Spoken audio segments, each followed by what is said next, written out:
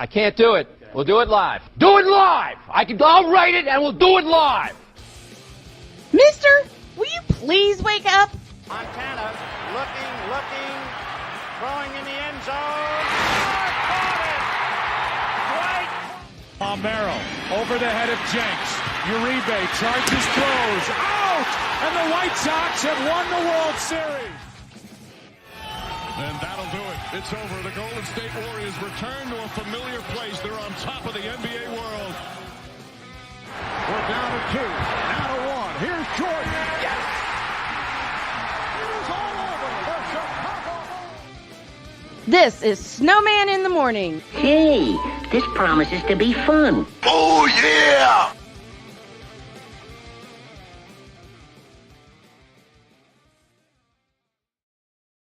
The Tripped Out Thursday edition, and I'm here. Got a few technical problem. I can't talk this morning. Good morning. Welcome to the Tripped Out Thursday edition of Snowman in the Morning. I am so happy to have y'all with us as I work through my technical difficulties. I have a surprise for you. 9:05, the host of the Rod Peterson Show himself, the king of Canada's sports talk, Rod Peterson will join me, producer Clark at 9:35, and Chris Dietz will join me at 8:35. I want to say thank you to everyone that tuned in to random New York luminaries for election. Stephon Marbury. Oh, the chat is at it already. What the hell is Stephon Marbury going to do? I said it, and I meant it. Cole Johnson, that man in charge of Cole Sports, is with me right now. Good morning to you, sir. Good morning, sir. How are you? See, you set me up. Ian? How I set you up?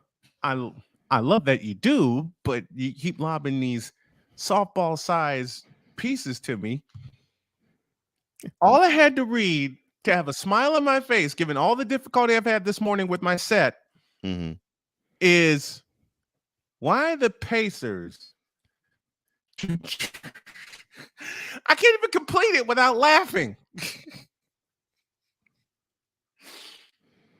Why the Pacers should trade for Lakers Russell Westbrook.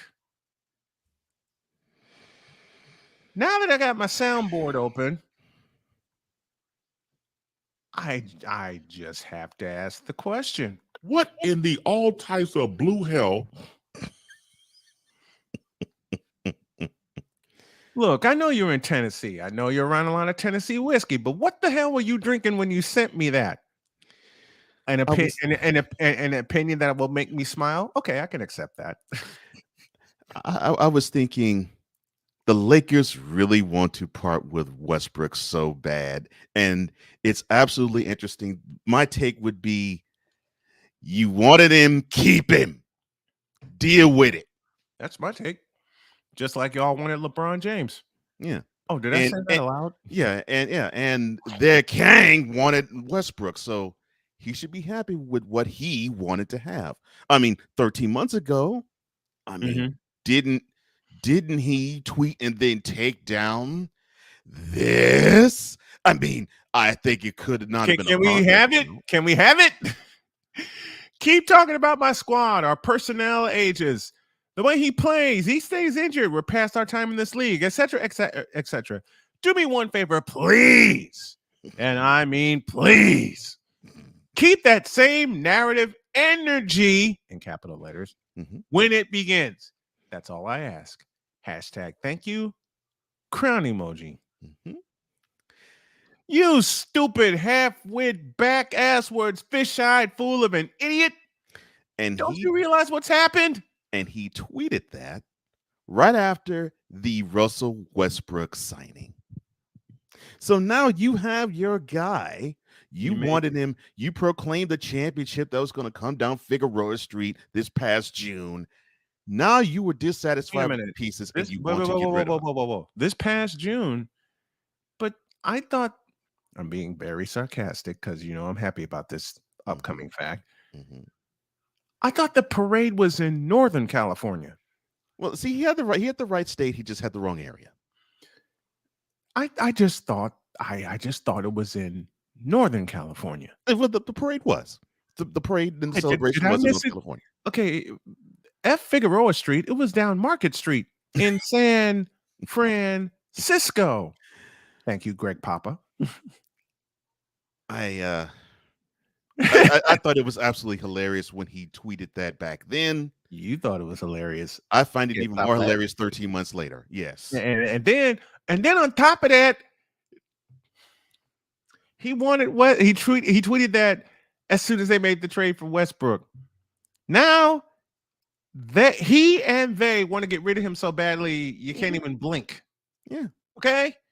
I love it. I love it. Yeah, and I saw so many pictures, Laker pictures, with Westbrook and Anthony Davis and him. Shut up, Deets. I love you, but shut up. I know. But I seen so many pictures. Yeah, that's why I said shut up. And they're calling that, yes, Westbrook. They're calling them, Andrew, I love this, man. I love you, Andrew, for that. But keep going, sir. With NBA Finals aspirations. I know it's aspirations, but I'm in a kid-like mood today. I know. I'm wearing a gift shirt. There you go. There it is, right there. There is your Westbrook problem. And the thing I said 3 years ago on this station and on this channel and on this show, that Giannis Antetokounmpo can't shoot. Well, at the time, Giannis couldn't. And now. Oh, he's a much better shooter now. He's a much better shooter than Westbrook. Oh, gosh. Westbrook. I will take him. I said it right. Westbrook. Yeah, I will easily take Giannis with a game-winning shot. Because he's been Westbrook since as long as I've seen him play. I'm sorry, people. Can I get a little Jack Nicholson, please? You mean a lot of people have issues with what you're spewing, but they simply can't handle the truth. Basically. Oh no. Oh, I'm going all the way there. For you Faker fans, and you fans of the Brooklyn mess, because I got issues with those people. Oh, the soap opera continues. Yes. As the mess turns. The old and the mess. Not the old and the mess. The misguided mess. And of course, I borrowed all those from CBS.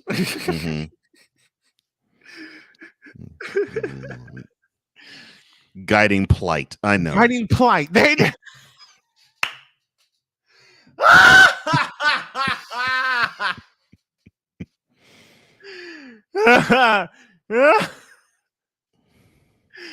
Oh, Victor, I love you for this. I can't wait for Golden State chicken to chicken open wing. this Chicken season. wing. Chicken wing. And there's their first opponent, the Lakers, at home. So, and they're gonna get Oh, stop. Stop. Don't forget All My Mess on On ABC. We're not even deep into the program, and the chat is lit up already. Well, I mean, it's funny.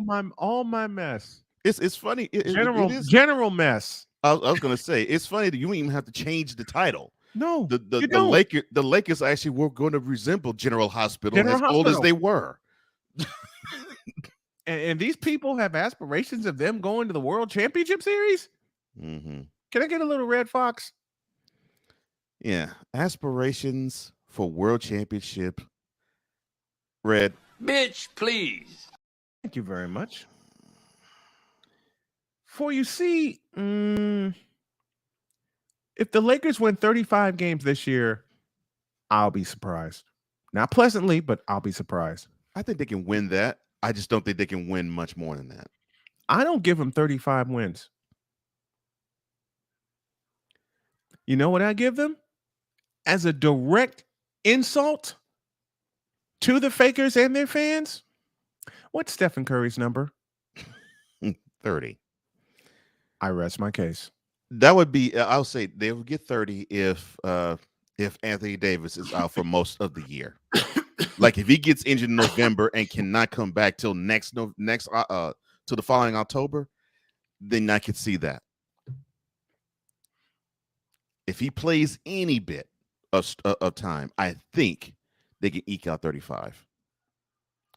I just don't see. I just don't see them. I don't see them contending for a playoff Kendrick spot. Perkins gonna hop on this. Okay, I said the wrong name. I'm sorry. I did not mean to cuss. I did not mean to upset you. Look, Kendrick Perkins. You actually believe you? I'll ask it for you. I'll ask it for you. Go ahead. Matter of fact, you ask your question. I have the response ready. Okay. All right. Kendrick Perkins. Last year, you said that this team was going to win 70 games.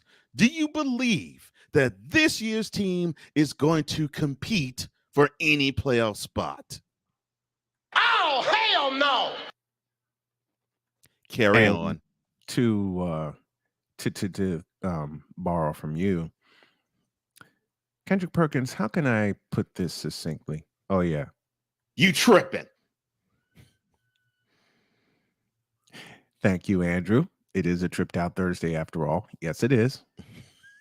But I saw that note just as I was pulling in, and I'm going, oh boy, he's gonna give me a wild card among all wild cards this morning.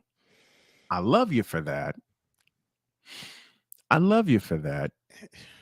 I don't even have to read this opinion. I don't either. I don't even have to read this opinion. Okay. Indiana, don't make the mistake. Please. I think the Pacers are smart enough to say, no. I don't get well, how can Westbrook fit there? Oh, no. Read this. That's why I'm at a loss. Read this. Victor says, I would say Kendra Perkins, but I'm trying to be nice and respectful to someone who's been there. Yeah, when Kendrick Perkins was a man in 2008 with the Boston Celtics. When Kendrick Perkins actually had a set of balls before ESPN took him away. Oh, did I say that aloud? Carry on. Carry on. And to think Kendrick Perkins was one, Victor, this is for you. Kendrick Perkins was one of the analysts in the past 2 seasons that said, Ward, open it. Open it. Lord, what the heck did this idiot say now? Quote. Stephen Curry would never compete for a championship again. Close quote. Bitch, are you for real? I echo the words of television voice Bob Fitzgerald and radio voice Tim Roy. The Bays team is the best team. You cannot say filth, flying filth in front of people. The Bays team is the best team. And I'm just sad Tim Roy couldn't call Game 6 in Boston because of COVID restrictions. Wait. But still. Wait, hold on. Yes.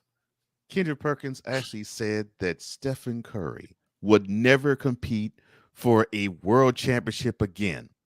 All right, let me play Richard Dawson. Survey said.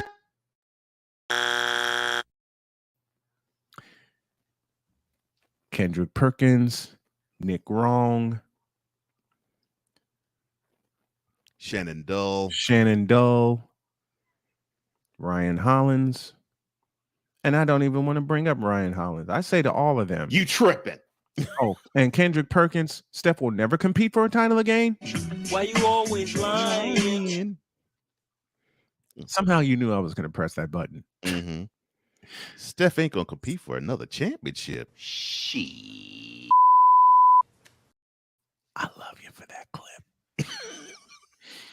Welcome to all of you listening via the SDM Sports Network and SDM Sports Radio. It is indeed September 1st, which means the release of the SDM Sports Network website and the re-release of official SITmorn.com happens today at 5 p.m. 5 p.m., y'all. Get ready. That's where I will show off the new logo. I will show off the new shop for SDM Sports. And cross your fingers, I may be cleared to travel this fall. What? Which means Greensboro, North Carolina. Often. Here come the snowman and his family. I have I got to schedule a colonoscopy. I'm going to do that today. There's a scan that also is being scheduled. But if all comes back clear, or very, very little, my ass is getting on a plane. I'm hiring a travel agent. And I love you, Colby Dunaway. He says, I'm so scared for you for your travel. I said, Colby, you let me handle it. And I understand that his job rides on the line, but I understand that. But what I want the folks at UNCG to understand, all this man wants is a chance. If my dearest friend, one of my dearest friends, Gary Reimer, can operate out of Florida and still do his final season like he did last year at Northern Iowa with a lot of planes, trains, and automobiles, then so can I.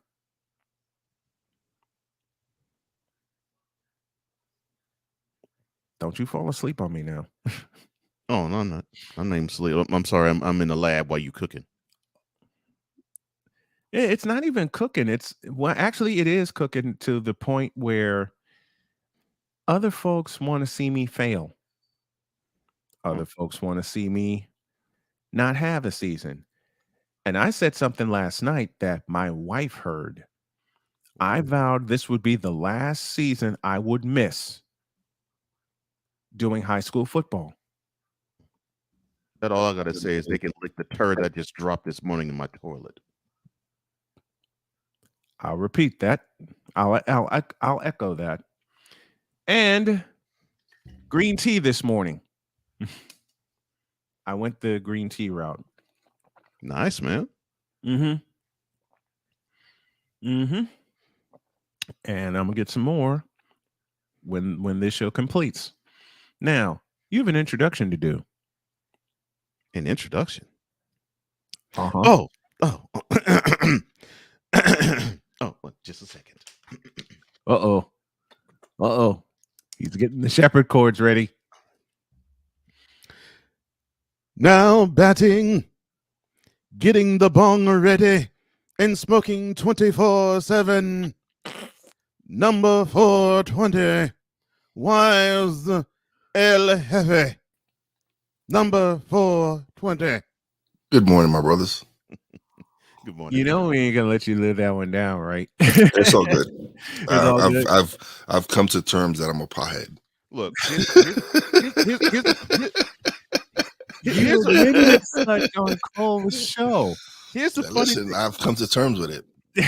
Here's the funny thing. So I think this was last week. I was like, okay, I don't want to ruin this bit and just beat it to death, right? Right. So I just introduced Wise when he comes on as normal. Oh, And A then- Pizzle. Yeah. And then A Pizzle's like number 420 with a with an exclamation point. And so Wise himself says, "Oh, I think you have to introduce me properly." I'm like, "Oh Lord, okay." Yeah. Mr. Pizzle made it gonna be known that I needed my intro. All the love for Wiseman. Victor Locke You says good deserves morning. it. And He Dietz deserves has a question. Morning, gentlemen. Anyone here ever watched the Adam Sandler movie Pixels? Yes. 3 times. Mm. Because I love Centipede. I don't think I've watched it that many times. I love Galaga. So and the let's see, the Cubert scene and the Donkey Kong scene, and I watched Pixels for my birthday when it came out in 2015, right after a month after the Warriors. You even know what year it came out, because I don't know that. I don't even know the movie you referencing, let alone when it came out. Trust me. You like it, Cole. You like it. You like it. All right. Old school video games.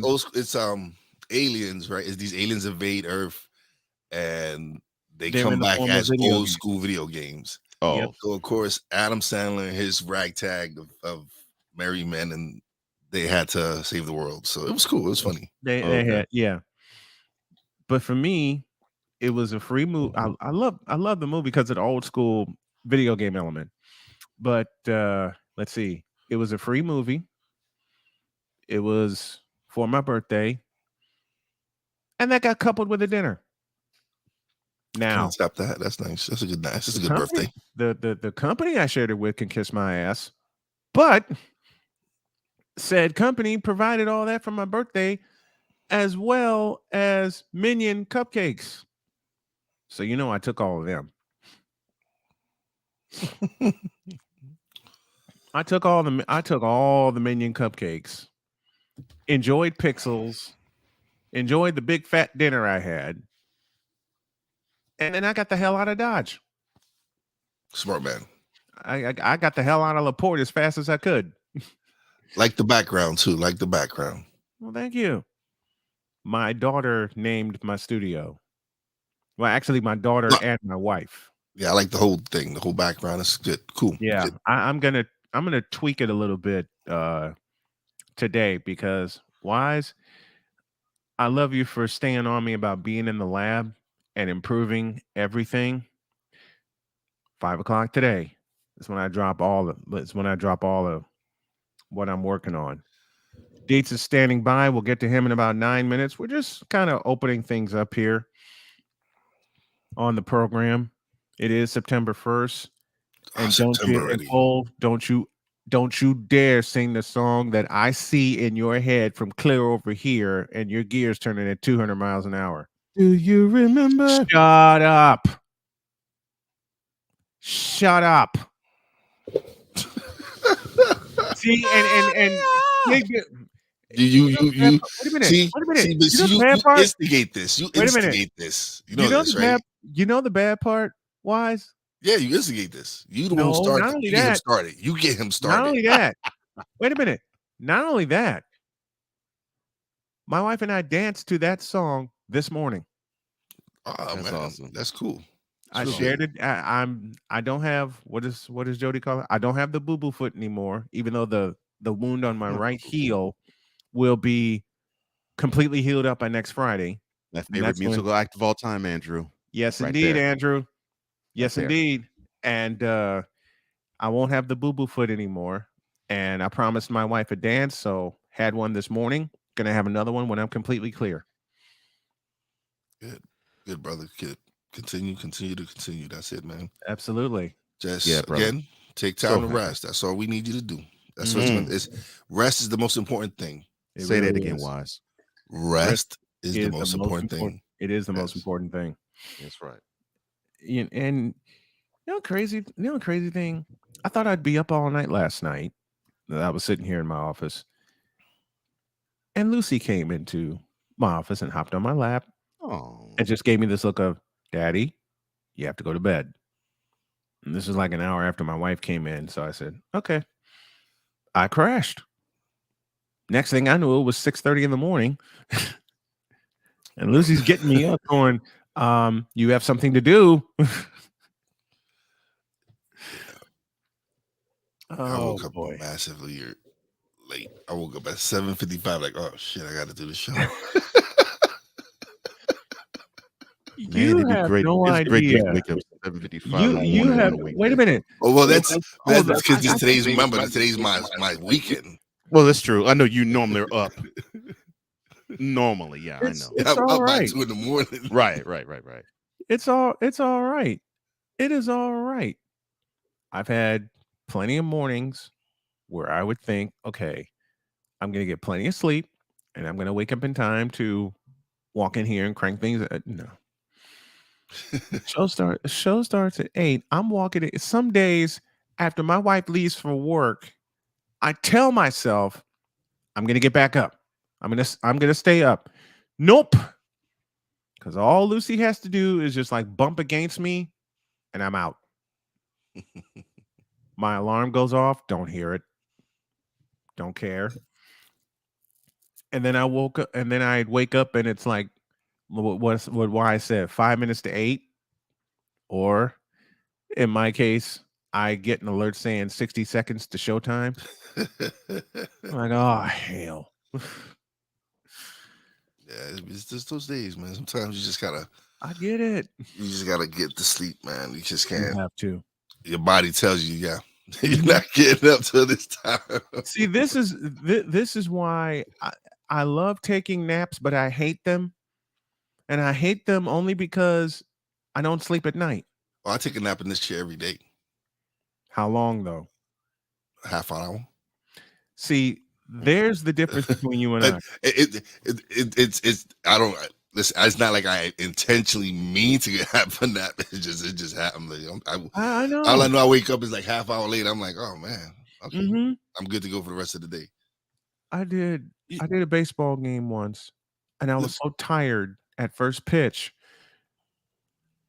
Somehow I slept through a full inning and still did every play.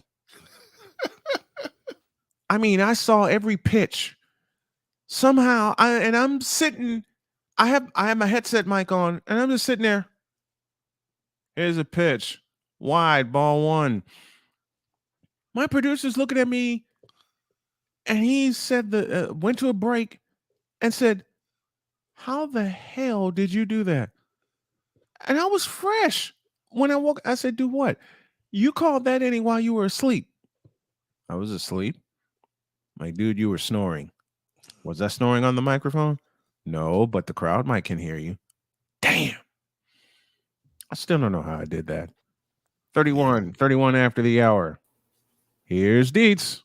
What's up, Thor? Hey, what's up, Snowman? What's up, brother? You know what? And Victor had the perfect phrase, autopilot. And you know what makes this, what makes it even crazier? That turned out to be an 11-inning game. I slept through the 4th inning. My eyes were closed, and somehow I called every pitch of that inning, and that wound up being an 11-inning game. I got home, and you know what happened next? Crash City. Okay, let's talk a little college football. So before we get to college football, so I asked you guys about the movie Pixel, and for that, the reason I asked that is, hey, Wise, what's up? Ah. The Mets it's Labor Day, and the Mets are the best team in New York. Damn. Okay. You want a medal? How many times do we get? How many times do we get to see that? Talk to me in October, Dietz.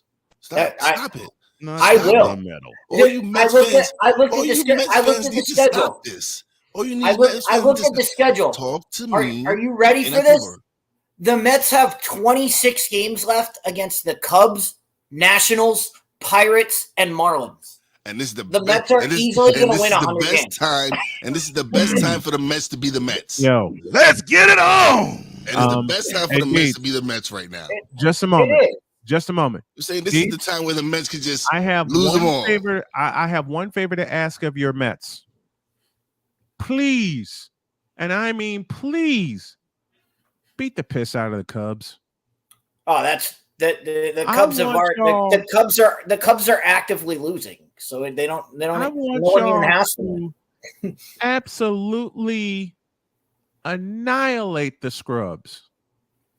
Everybody who knows me or knows of this program knows my disdain for the Chicago Scrubs. But see, I don't have disdain for. See, this is the problem. Mets fans have that little brother syndrome. Okay, they can't accept the fact that they're the little brother, so they hate the Yankees. I don't hate the Mets. I root for the Mets when they're actually in the World Series against any other team but the Yankees. But Mets fans have this hatred for us because they don't like being the little brother. It's not out of let me be clear. This is not done out of hatred. This is done out of the Mets. I'm messing with you, dude.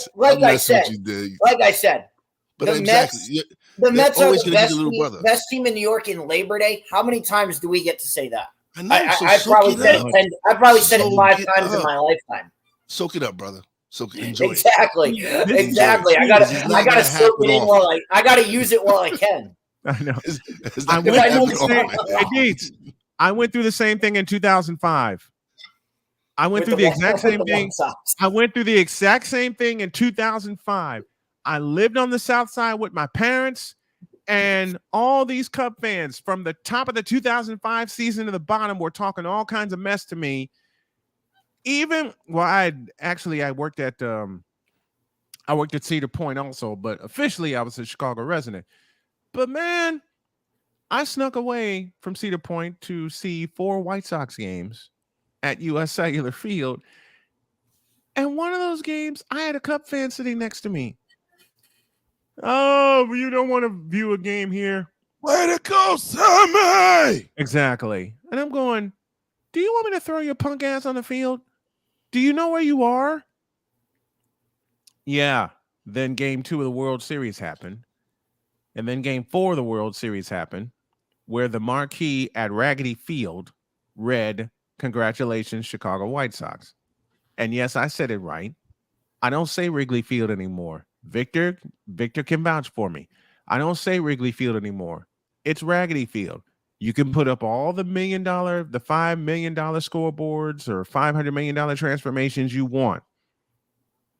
Anytime you try to go to the bathroom at Raggedy Field and you see a trough, it's time to leave. A trough? You mean to tell me the plumbing is that bad still there? I haven't been to Raggedy Field since 1998. So does that answer your question? So you're talking almost 25 years since you've been there. Wow. 25 years since I set foot in Raggedy Field. And you know how this is how long it's been since I've been in Raggedy Field. You know who they were playing that night? The Montreal Expos. Oh yeah, that's been a minute. They were playing the Montreal Expos with the pinstripe jerseys, not the classic Expo jerseys that we all know and love with the EB and the fancy looking numbers. No, they were playing the Expos that were wearing, they were wearing traveling grays that night, but they had the Fertilise on the jersey, all that. That's how long it's been since I've been in Raggedy Field. Actually, I take that back. I haven't been to Raggedy Field since 2007, and that wasn't for a Cubs game. It was for a city championship game with Whitney Young and Lane Tech, and Whitney Young wound up winning that thing 1-0, and I was on the call for that game. But here's what pissed me off about Wrigley Field. Instead of letting us in the booth, in the broadcast booth, they sent an extension cord to us, and we were over the third base dugout. Every game I've done at US Cellular Field, they let us in the booth. Every game I've done at US Cellular Field. Anyway, before steam comes out of these headphones, it's Pittsburgh, it's West Virginia, the backyard brawl renewed. Can you believe it? The best, and now that the Civil War is gone, that's the best name for a rivalry. I love the backyard. I love that name, backyard brawl. It's fantastic. Why'd they get rid of the name Civil War though? Or why did they get rid of it? Because it's it's in Oregon and they can't handle it because they figured they said the exact quote was, "We don't want our game to be associated with this with slavery." And I was it was called the Civil War for years. Yeah, decades. It has nothing to do with anything, and it has to do with people not understanding the term. Civil War means you're fighting against your brethren, which is why they call it that, because it's Oregon versus Oregon State. Stupid. So you got the Apple Cup and Apple Cup in Washington. Yeah, the Cy-Hawk Trophy in Iowa. You had the Civil War in Oregon. You had let me go to my home state of Illinois. You had the Sweet Sue Trophy. They changed that after, I want to say 1998. Yeah, it was after there's something about that backwards year of 1998. All right. Artie and I did our college football debut show last night. Dietz will join me for the next one. But the backyard brawl this year, you might as well call it the transfer brawl. Because there's a lot of transfer students playing. Because JT Daniels will be the quarterback for West Virginia. Yep. While he will quarterback his third college football team in as many years. Yeah.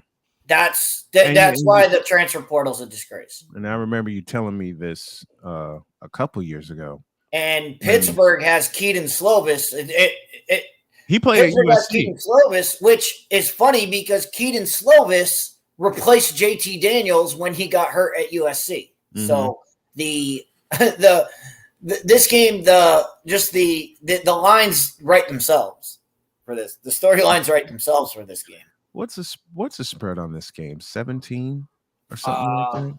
Actually, give me 1 second because I have it written down. Dietz goes to get the spreads and everything. Portions of this show brought to you by Monkey Knife Fight. You can get a 100% deposit match on up to $100 on your initial. Actually, I didn't write that down. But no, it's 17 and a half, I think. 17 and a half. Pitt's the favorite. I had it last night when I was on the air with Artie. And the over under, I think the over under is like 54. I believe they are. I know it's on my Yahoo list, but I didn't write it down because it's not one of my. It didn't make my top 10 list of games for this weekend. All right, so give us a couple. Give us a couple of your top 10 games for this weekend. Well, my top 10. Well, you got to start at the other side of Oregon with Oregon at Georgia. This is where college football just gets out of control. Georgia is playing a neutral site game at the Georgia Dome. How is that a neutral site game? They seem to do this at least every other year. I don't understand it at all. Yeah, in Georgia, neutral site would be somewhere in the middle. Like that's to me. Athens, Georgia is like 5 minutes away from Atlanta. Oregon is coming from all the way across the country to come play in a neutral site that is 5 minutes from Athens, Georgia. I mean, come on. So that's going to be one game that I'm watching, and it's going to be interesting because it's a Chick-fil-A kickoff. It's the Chick-fil-A kickoff game. If you remember I want to say 3 years ago, maybe 4 years ago, but 3 or 4 years ago, there was a Chick-fil-A game played in the Georgia Dome between Auburn and Oregon. Auburn and Oregon, yes. Do you remember who the quarterback was for Auburn at the time? Bo Nix. Yes. Do you know who the quarterback for Oregon is this year? Bo Nix. Exactly. It all comes full circle. Mm-hmm. Which is why I'm taking Georgia in this all the way. I can't stand Bo Nix. Bo Nix is the worst quarterback in college football.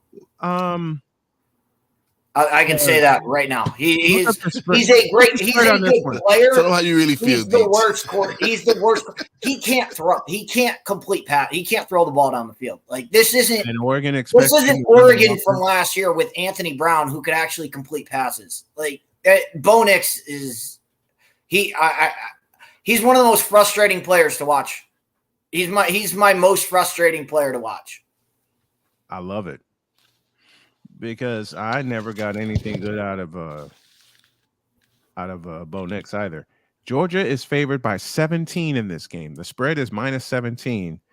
So, as I told Artie last night, and I'm telling y'all this morning, I am picking Georgia. I am laying the points. And I'm going over. The over-under is 53 as it stands right now. 53. 53. I'm going. That's over. gonna be the hard. The over is gonna be the hard part. Mm-hmm. But I'm with laying the points. With Georgia having to replace so many guys on defense, it's not bad. Oregon's gonna have to do it early. Yeah, because they'll have to. They have to strike early. You're gonna have to hope that they score early because I'm telling you right now, they're not gonna score late. No. They're not going to score late in the game. They're not. Bo Nix is going to throw the ball to the other team. He's going to do something stupid, and it's going to be the end. That's how the game is going to be. And that's going to be the end of that. Utah and Florida. This is one of the closest games of the weekend. It's a 7:00 kick. Utah favored by 2.5. Over under 51.5 at Ben Hill Griffin Stadium. In the swamp. Yeah, that right there tells you all you need to know. Yep. It's in the swamp. I'm not betting against Florida in an out of conference game again in the swamp. I am. If this game were in Utah, it'd be a different story. But in the swamp, coming into the swamp, that's a different animal. So yeah. I'm going Florida in this game. Yeah, but it's an animal I don't trust. I'm going with Utah. I'm taking the points. I'm going to take the points. But I'm going with Utah, and I'm going under 51.5, 51.5. What's another game you're looking at? The game I'm going to be watching because I just talked about Bo Nix, how I think he's the worst quarterback. I'm going to be watching for my favorite player in college football this year. Don't get this wrong. This doesn't mean he's the best player. This doesn't mean anything other than he's going to be my favorite player to watch, and that's Hank Bachmeier at Boise State. As Boise State heads up to Oregon State, up to Corvallis to take on the Beavers. And the reason why Hank Bachmeier is my favorite, you have to watch this kid play. I've watched him for the last 2 years. As a true freshman, this kid went into Florida State and put a whooping on the Seminoles. Sure did. But I have watched Boise State pretty much every time since then. Hank Bachmeier, I don't think I've ever seen him throw a pass where he doesn't get obliterated by the other team. He throws passes that I'm like, oh, the quarterback just died. And then I'm like, oh, the ball's 25 yards down. Like, how did he get rid of that? Every time he throws the ball, he gets hit under the chin. I don't understand it. Like, Boise State, protect your quarterback. But this kid throws them, and he not just throws them, he throws the ball, he'll get obliterated, and then he'll just pop right up, run down the field, go do it again. That's why he's my favorite. He's my favorite player to watch this year. So I'm taking Boise State.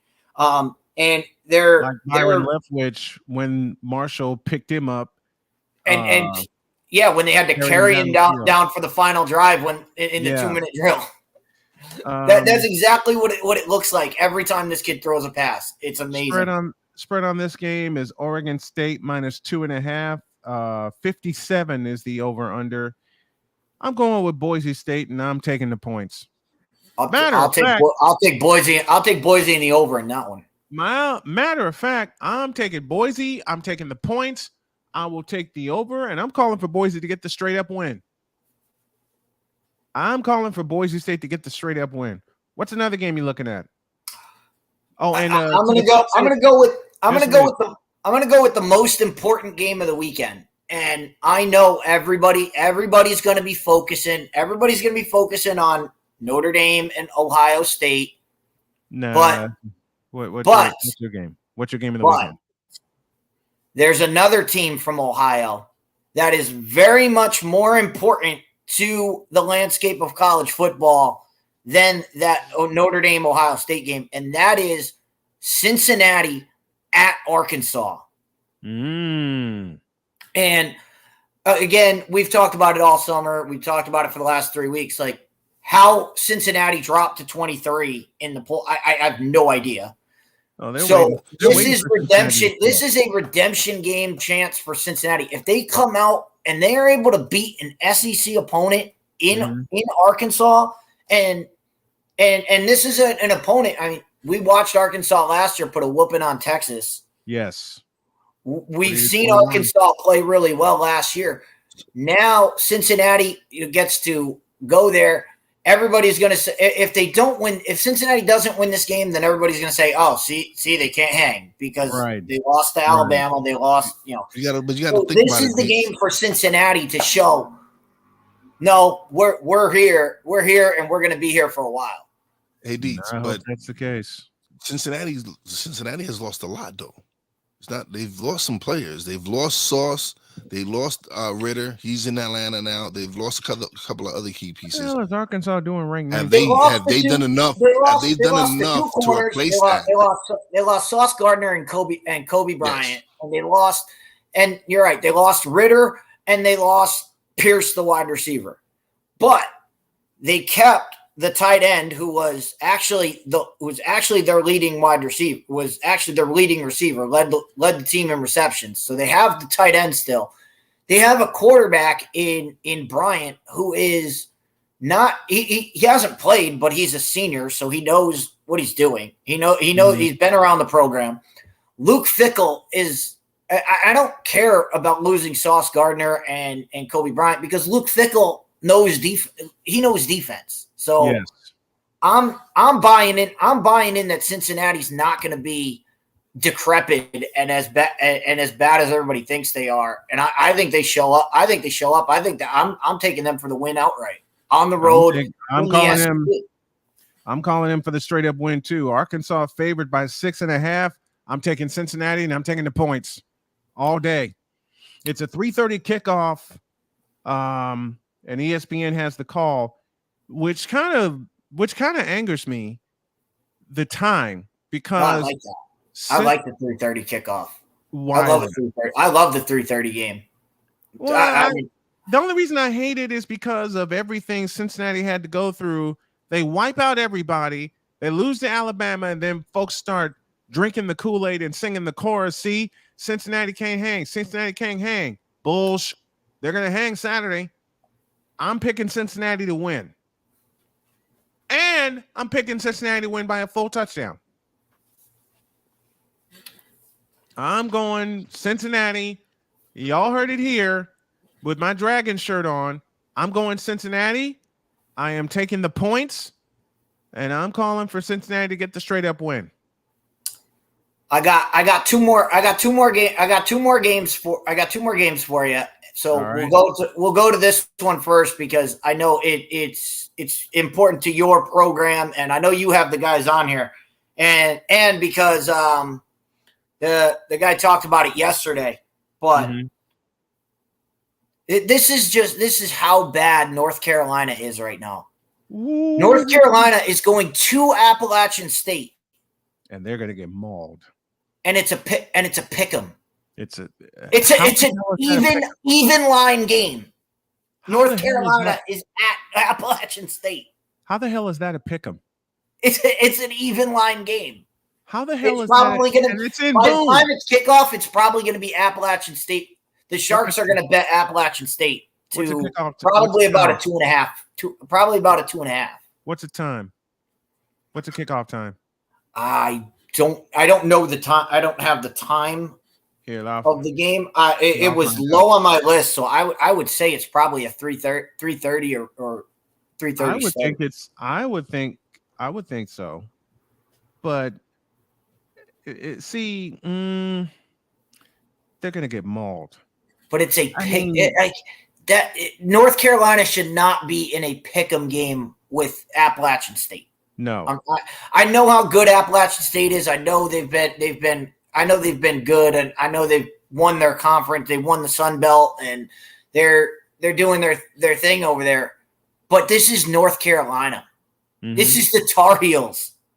They should not be in a pick'em game with Appalachian, and they shouldn't be traveling to Appalachian State. No, they shouldn't. Appalachian State should be coming to Chapel Hill. It should be the other way around. So I believe that. Hey, it just says how bad North Carolina football is. Right? You know what? Yeah, but North Carolina football isn't there. We all know what rules in North Carolina. We know. And if you saw them play in week 0, yes, against Virginia Tech. They played Florida A&M last week. Oh, you're talking about this year? Yeah, I'm talking this year. He had a real good game. Their quarterback. They played Florida A&M, and Florida A&M scored more points than they had players on the field. Yeah, they had 25 players suspended, and they scored 24 points. Mm-hmm. North Carolina should be embarrassed. That should have been Jay talked about it on Monday when he was here with us, as we look at Cole being in the lab with us for a while. Now for the last game that we have to talk about, and this game infuriates me more than anything that I've looked at all week. Oh boy, infuriates. If Chris is infuriated. And I have to ask you guys a question. Just a minute before you go to your last game. You know what the kickoff time for this one? North Carolina Appalachian State in Boone, noon. What time is it? Noon.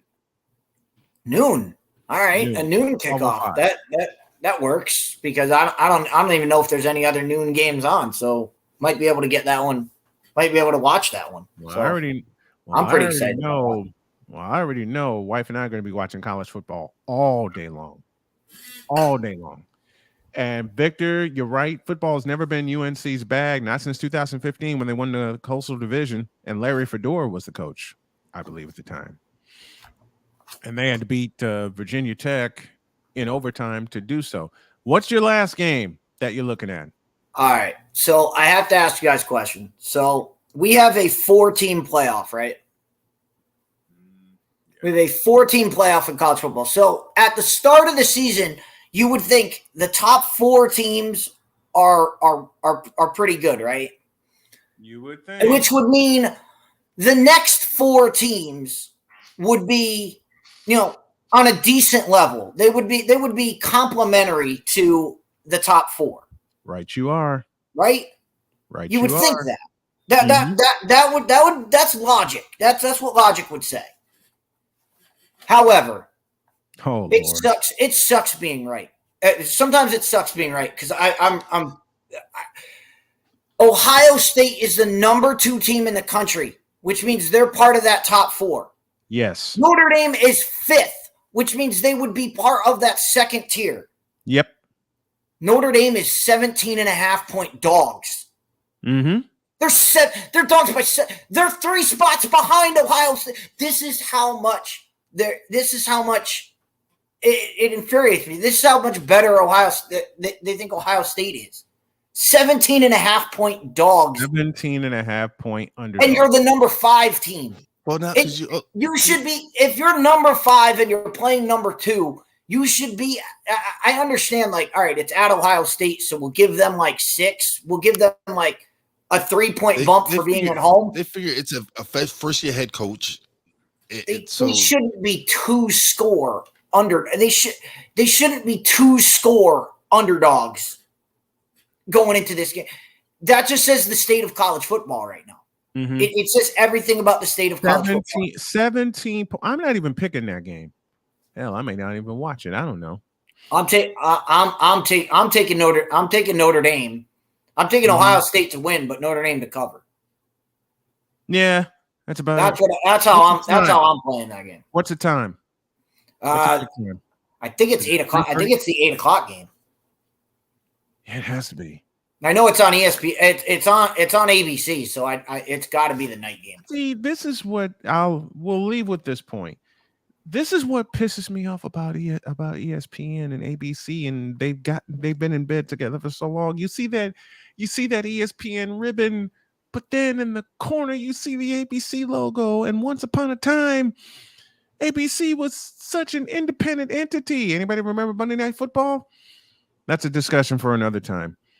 That's a discussion for another time because we'll kill a half hour on that point alone. Chris Deeds joining us. Hey, before you go to break, because I know you got Rod coming up. Mm-hmm. I just have a little story for everybody. All right.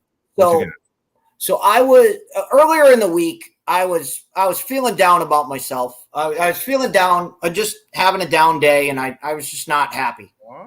I came home from work. And I put on the television, and when I put my TV on, I put it on YouTube. Mm-hmm. And I was like, all right, let me watch something. Somebody out there somebody higher than me must have been looking out for me, because in my recommendations, the first recommendation that came up was a little program called Revelations with Cole Johnson. Mm-hmm. So I clicked on it and I watched it. And then I watched another episode. And then I watched another episode. You're binge watching. And I got to tell you, I felt 20 times better than when I started the morning. So I wanted to say thanks, Cole, for doing Revelations. It's a great program for anybody out there. If you're having a bad time, put on some Revelations and just listen to everybody talk. Like, the guests were fun. They got to tell their stories. It was a good time. It made me feel a lot better. So good. I just want to say thanks to Cole and everybody. Check out Revelations. Get over. If you haven't subscribed yet, subscribe to it. You'll thank me later. So he has made me. He's made me he's made me step up my game. He has just doing his show. Is doing his show, because when I did his show, right, I was like, "Yo, bro," like I told him from the beginning, I was like, "Yo, you're the shit. Like, you just made me have to step up my game. I have to step up my game." Man, ain't all you told him. You told him you were going to pimp out his services. Yes, I did. But my man is fire though. My man is straight fire. He is absolutely worth it. Of course.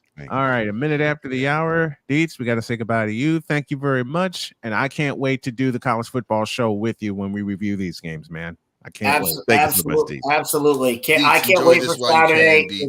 Saturday is going to be fun, and yes, it is. We'll see if in a week's time. I can still wear my Mets hat. Enjoy it while you can, Deets. Thank you, brother. We love you, Deets. Thanks, man. All right, guys. Have a good one. You too, man. Love talking college football with brother. Chris Deeds. Good, brother. Let's see. Oh, yeah. Hour 2 begins right about now.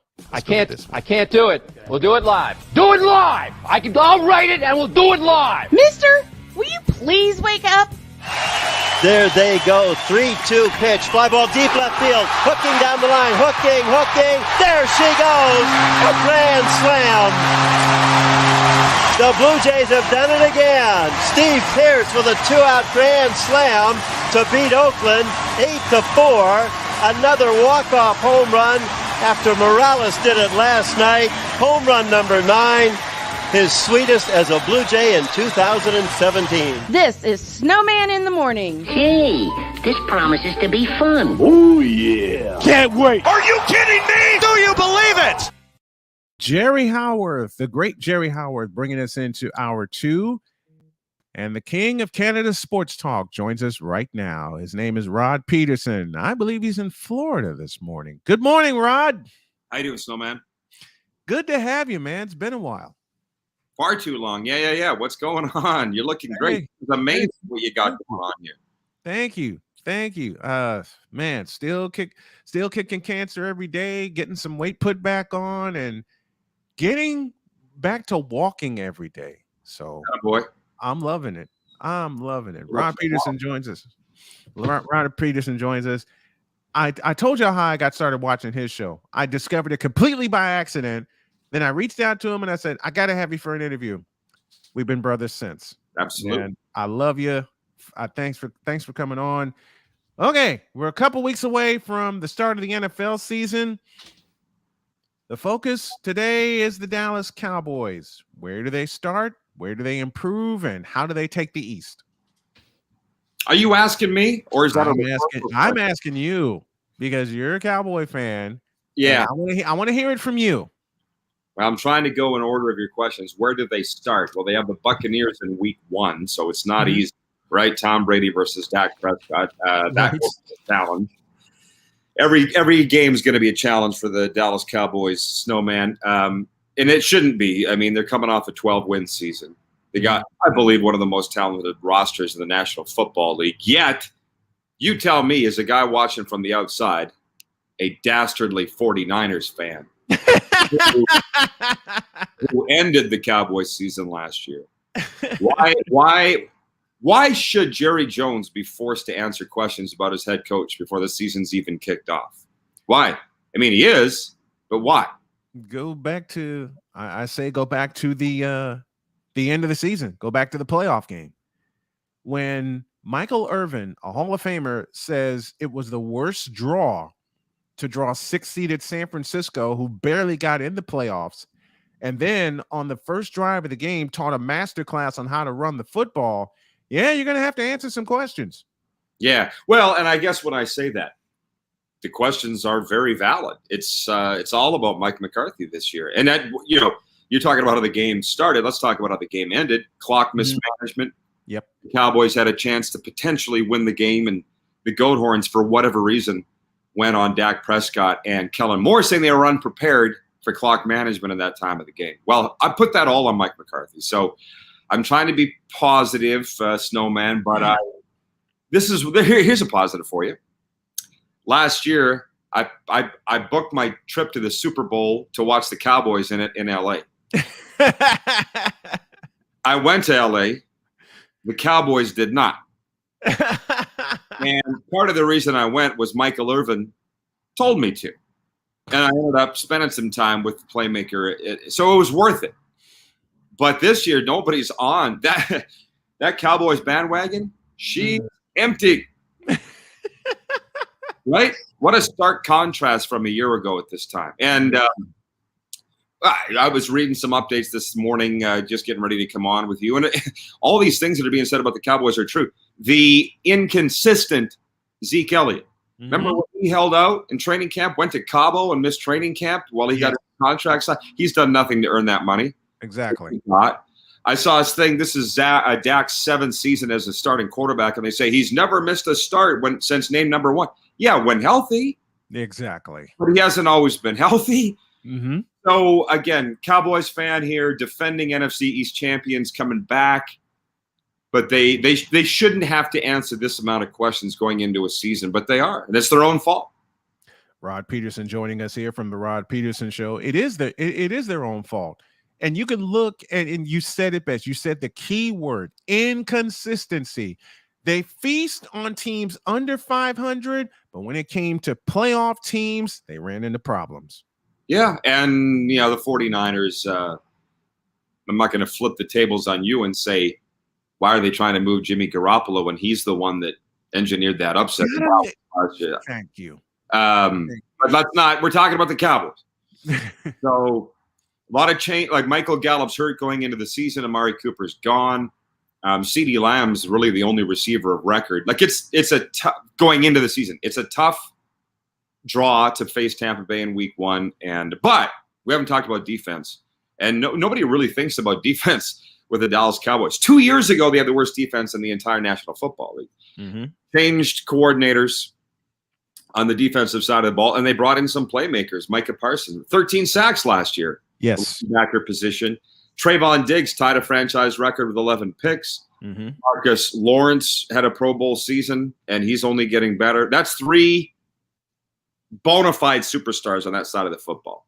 Mm-hmm. So the pieces are there. The good thing is they're in the NFC East, where I saw the Eagles. I'm in South Florida. I saw them they quit. Yes, they did. Did you watch they quit? I saw it. Wife and I watched it, and we just looked at each other and going, "Why are the Eagles quitting? I know it's preseason, but why did they quit?" They quit. They left here with a lot of questions. I think not a lot of answers on their football club. So, anyways, Eagles are that. The Commanders got Carson Wentz. Why do they think that's going to make any difference for them? Exactly. And the New York Giants are the New York Giants. So The Giants, exactly. I saw the over/under from the betting sites have 10.5 wins for the Cowboys. And, I've gotten into the betting world, and I'm sure you will too if you haven't already, as far as the media goes. Mm-hmm. To predict a step back in wins isn't good if you're a Cowboys fan, but how can you argue that? Mm-hmm. Well, let me give you some congratulations because you're also on WQEE in Atlanta. Yeah, so congratulations to you. Might be changing to be a Falcons fan. Well, congrats on getting the show on the station. There's a couple of stations, as I told you, I'm working on myself in the South to get the show on to talking with Rod Peterson from the Rod Peterson Show. Man, when I watch your show now, from where you started being in the bunker and now you just being all over the place, it just seems like you're having even more fun doing the show. And I know it's a lot of work. I mean, I watched every episode from Super Bowl week that when you were in Los Angeles. Man, it just seems like you're having even more fun now doing the show than you did when you first started, almost 3 years ago. Yeah, well, there's no doubt that I am. Thank you. And I'm going to just go back for 1 second. When I was talking about becoming a Falcons fan, it reminds me of a good friend of mine, Miles Gurrell. He is a Canadian Football Hall of Famer, 6'8", 360 pounds. Mm-hmm. Live, obviously. And I said to him one time, "Who's your favorite team, Miles?" He says, "Whoever's paying me." I never forgot that. So from the media realm, who's my favorite team? Whoever's paying me. Now, as far as having fun, listen, I spent 20 years, as you know, as a play-by-play man in the Canadian Football League. Another 20 seasons concurrently broadcasting for a junior hockey team in Canada. And that was all fun. But I wanted to change. And this talk thing has been so much fun for a million reasons. But being able to take the show out now on the road, and honestly, Snowman, I just had a thing sent to me last night about the NFL being the largest entertainment entity now on the globe. The NFL, it's outdrawn TV dramas, movies, music. The NFL's number one. It's outdrawn it all. Yeah, and I saw it at Super Bowl, and I'm seeing it down here in Miami with the Dolphins. They're inclusive. They're accessible. They're open. Obviously, you've sensed that. You've lived in NFL markets, and it's right, and that's why. So I'm enjoying getting to know a new league, getting to know new people, a new market, being introduced on the air in Atlanta. What is not to love about that? It was cool being locked down to one team. It was fun. But I don't want to do that anymore. Like I see the Dolphins general manager, Chris Greer, had a media availability the other day on their cut down, and the media's just sitting there transcribing all his quotes online. And I'm like, I think I don't want to anymore be like a cattle in a pen, putting quotes, being force-fed quotes from the team. Right. I don't want to do that. So, clearly, a lot of guys and gals do. I don't. So this is exciting. Scary as hell, man. It's scary to go out. It is. Yeah. Scary as hell. A lot of sleepless nights. Because when you find what you want to do and it clicks, it's the scariest area. It's the scariest gray area to be in, because I've asked people to, send me information on where I can buy airtime to get my show on radio on radio stations. Yeah, hear nothing but crickets, but a couple people have gotten back to me. And you know this. You and Moose know this in putting this franchise together. I mean, sometimes your questions get answered, sometimes they don't. But when you decide to take that gamble on yourself and on your product, and you just finally click in that area, it's like you said, it's scary as hell, but it's something you got to go with. You got to go with your heart. Well, we've had those discussions, he and I won't get into the specifics of them. But I said to him, I remember driving across the Canadian prairies, and I said, what if we're not welcomed in this new place, but we've left that old place? We're screwed. Mm-hmm. And he goes, we just got to keep moving forward. Burn the boats. Absolutely. Not take no for an answer. And, that's kind of what we're doing. But the thing with the radio station in Atlanta and why our show's been popular and why I think you like it, Snowman, is it's different than every other show. Like, everybody's in this world, in this media, trying to be the same and talk about the same things and give their take on the same things. And what we've always been is the anti-that. Right? Yes, indeed. And that's what makes this show and your show stand out. We're about spreading the truth, talking the truth, and living in it. Yeah. We're not the cookie cutter show that everyone expects us to be. That's why I got hooked on your show and vice versa. Every time I've been on your program, you've always promoted it, and I thank you for that. You and Moose and the crew, producer Clark and everybody.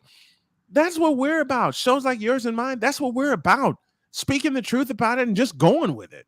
Yeah. And people, they clearly like it. I don't necessarily understand why. Just keep moving forward every day, right? Well, y'all are fun. You guys are fun to watch.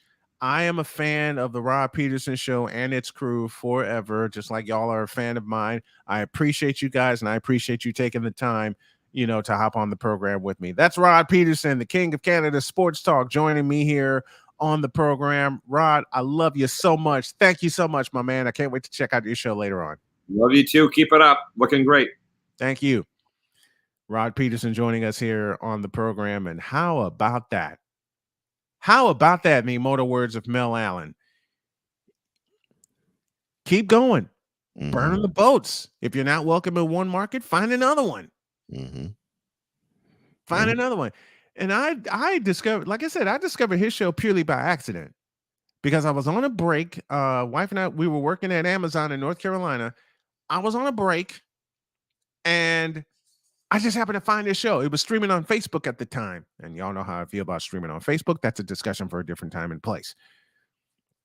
But found it, loved it.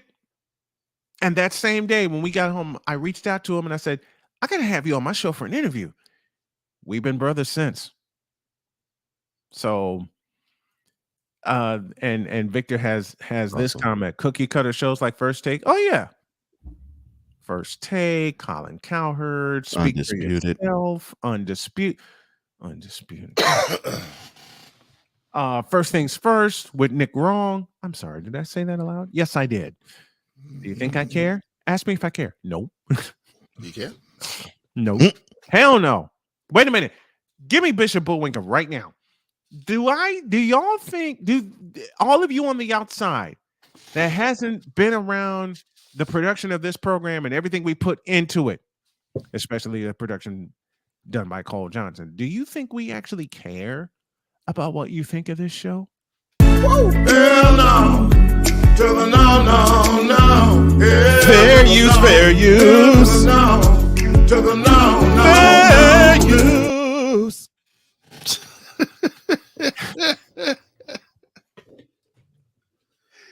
Oh man. See, with Rod's show, he has a lot of audio clips. We have audio and video. But if y'all if y'all have a chance, check out the Rod Peterson show today. Like, this show is so influential, and big shout out to my man Drew, that you've influenced Drew's show. Like Drew like loves this show, and he implements a lot of the stuff, but it fits in what he's doing as well. But it's the influence that we have here on the Snowman in the Morning. It's influencing other shows, how they're doing their shows. Even though he has a completely different show, his is a debate show. I love it. I had a great time being on it. Yep. But you've influenced it. So when you see that your show is influencing other shows, something is being done right. Yep. And we're going to continue to do it. We're going to continue to have it done right. So a piece of breaking news just flashed across my screen. And it involves Russell Wilson and the Denver Broncos. Russell Wilson and the Broncos agree to terms on a, hold on to your seats, 5-year, $245 million contract extension. Way to go, Russell. Get that money, brother. So Deshaun is not going to be the highest paid player now. Okay. I mean, I love you, Russell Wilson, but you ain't going to last 7 years after the beating you took in Seattle. Get that bag, though, Russ. Get that bag. That bag, brother. Get that bag. I got nothing against him getting the bag. Nothing. Okay? His health worries me, though. And I've said this throughout Russell Wilson's career. Mike DeBata said it with me. How much of a beating is he going to take in Denver? Because if he takes anything like the beating he took the latter part he was in Seattle, he won't make it 7 years. That's my only concern.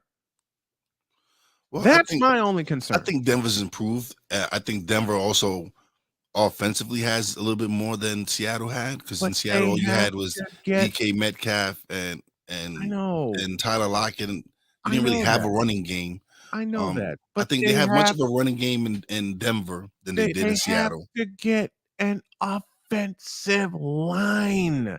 This is what's going about to kill everybody, man. That's what it's. We've said it on this program. The game is won and lost in the trenches. Yeah. It's won and lost in the trenches. So we got to see how this season goes. That's what the Broncos are lacking. That's what the Chicago Bears are severely lacking. Everybody's lacking it. It's not. There's only a few teams that you could probably say that their offensive line is really dominant or really great. There's not really any good. There's not any team there that you say, I'm afraid to face that offensive line. There's only a few teams. Like there's some teams there that San Francisco is going to bring you the Marlins because they want to run the ball. They want to destroy you. That's the line. That's a line that's coming to hit you all day, every day, because they want to run the rock. Can you say that again? They want to hit you. They want to punch you in the mouth. They want to punch you in the mouth. They want to punch but you. That's what they want to do. So they want to punch you in the mouth and they want to hit you in the throat. They get the pieces that fit what they want to do. They're not a passing team per se, right? But they don't have to be.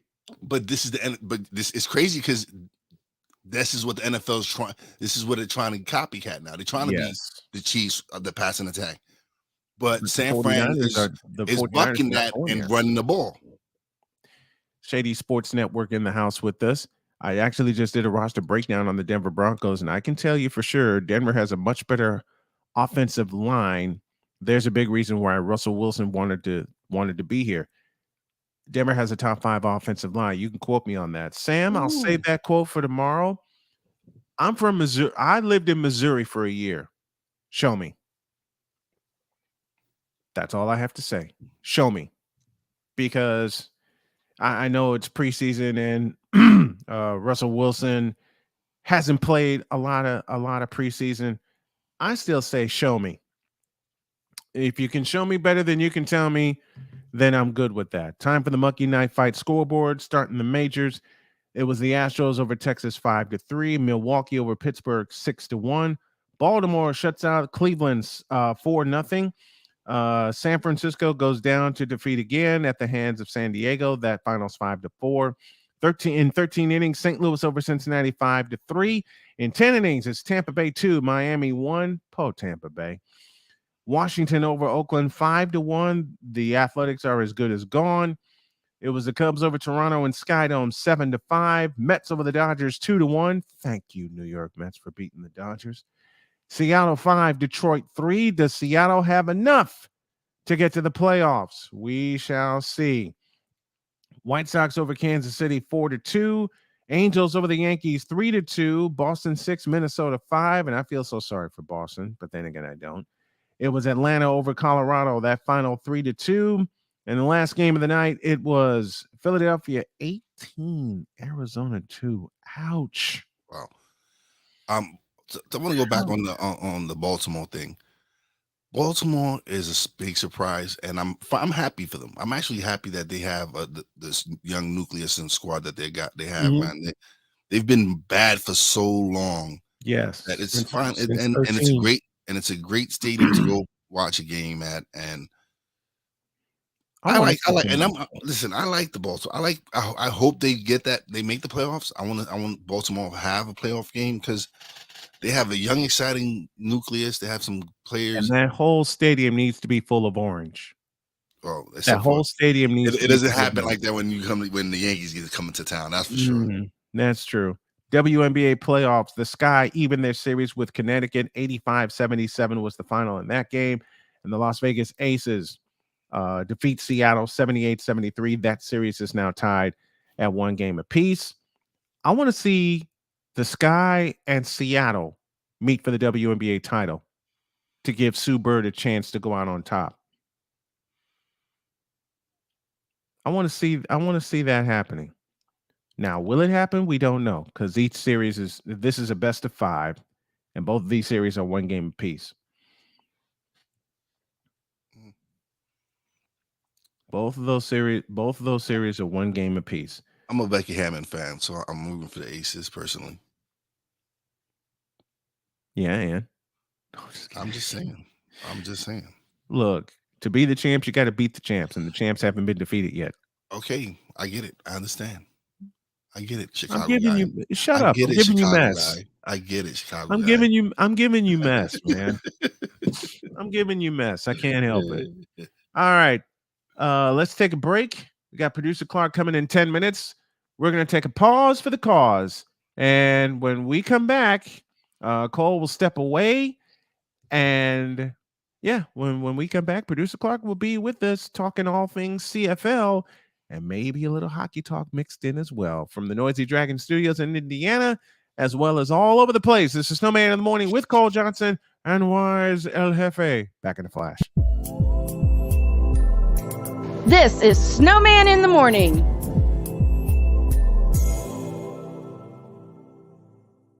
Have you had a chance to visit the Snowman in the Morning shop yet? You haven't? Then what are you waiting for? Go to officialsitmorn.com, check out the shop when you type in the word shop, and you'll see things like, a coffee mug that's available, a sweatshirt, a t-shirt, and a whole lot more. And while you're buying items from the Snowman in the Morning shop, you can support the Snow Strong Carolina mission. We got a lot to do in a short time to get there. Go to officialsitmorn.com/shop, check out all of the gear, and wear the same gear that the crew wears. And when you're doing that, tell them Snowman sent you.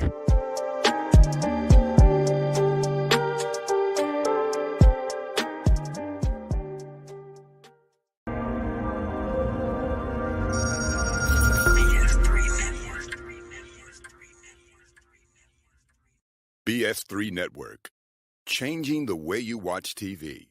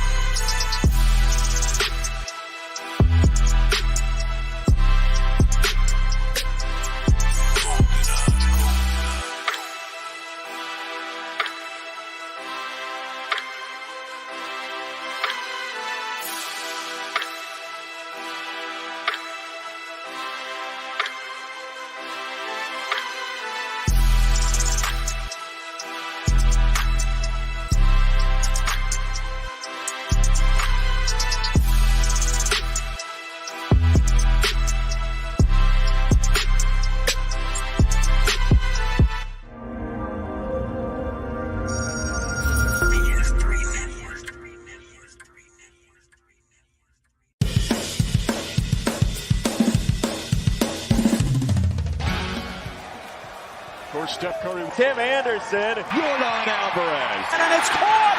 Debo Samuel with the catch. Michael Jordan can sense it. The Fro just got the king.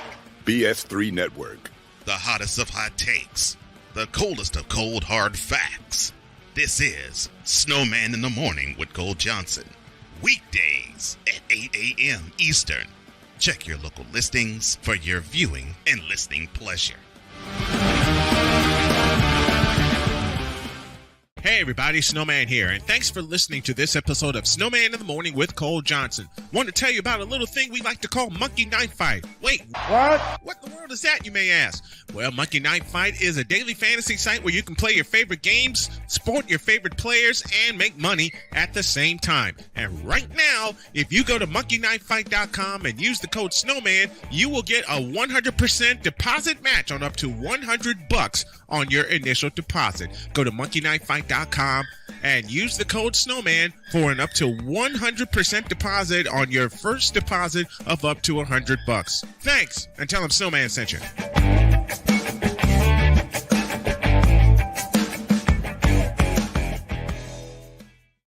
Mister, how do you operate this Twitter thing or this Instagram thing or whatever the heck? You're supposed to know all this stuff. Anyway, welcome back to the show. Official SIT Morn is the ID that you need. That's official SIT Morn. And yes, I broke out the sunglasses. Because these are actually prescription sunglasses. I gotta get some more prescription glasses made. And this is mine's transition, so that's what I'm gonna do. Yeah, so I don't have to worry about mine's transition. Once I go outside, it just See, you and my wife were smart to get the transition lenses. I think when we go for our exam this month, I'm going to get the transition lenses on my new pair as well. Producer Clark on the way. We have Wise El Jefe sitting in the house with us. Cole is gone for the day. He'll be back tomorrow. Tomorrow, September 2nd, and we have a third hour planned because Mike Debate will join me live at 10:05. Or I may just put it on the plus. Mike Debate's set to join me at 10:05 tomorrow as we break down the AFC, and then I will put both the AFC and NFC predictions. Let me take these off up on the channel and everywhere where you can consume our program. Yeah, definitely. And I think what I'm gonna do, I know folks are used to me putting the show up in sections with the different segments. I think I'm going to go back to putting up the hour. I haven't fully decided yet. I'm thinking about it, as we speak. I don't know how to handle it, but I think I'm going to go back to putting the hour segments up. I don't know. I don't know. I mean, I want to get some good traffic, and I want to get a lot of traffic. Like I said, haven't decided yet. Well, thank you, Andrew. And yes, I do have sunglasses right now.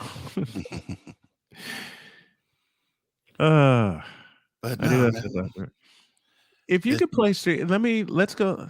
While we got a few minutes and we're waiting for producer extraordinaire Cosmo Monroe to show up, let's go off the board here. If you could be one Street Fighter or Mortal Kombat character, who would it be? If you could just play with one all the way through. All the way through? Yeah. Well, on Street Fighter, it would probably be Guile. Hold on. Whoops. Yep. Yeah, let me switch my camera. Hold on. You pushed the wrong button again. I didn't push anything. It's stupid camera. Oh, there you are.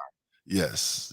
And you're on the desktop. Well, no, it's my other camera I have here. Your mic is on the desktop though. Yes, my mic is now on my desk. Yes, because your mic is on your desk. Yes, got a completely different setup now. I see that. Let me take these off. I see that. Well, Victor says Ryu. Okay, so for me, Street Fighter. Mine would be right. It would probably be either Guile or Ryu. Guile. And as far as Mortal Kombat, it would probably be Shady says Sub-Zero. Yeah, it would probably be Sub-Zero or You know what the hell is his name? you Cage, know who right? Johnny you Cage. know who I'd borrow from Mortal Kombat 2? Kung Lao.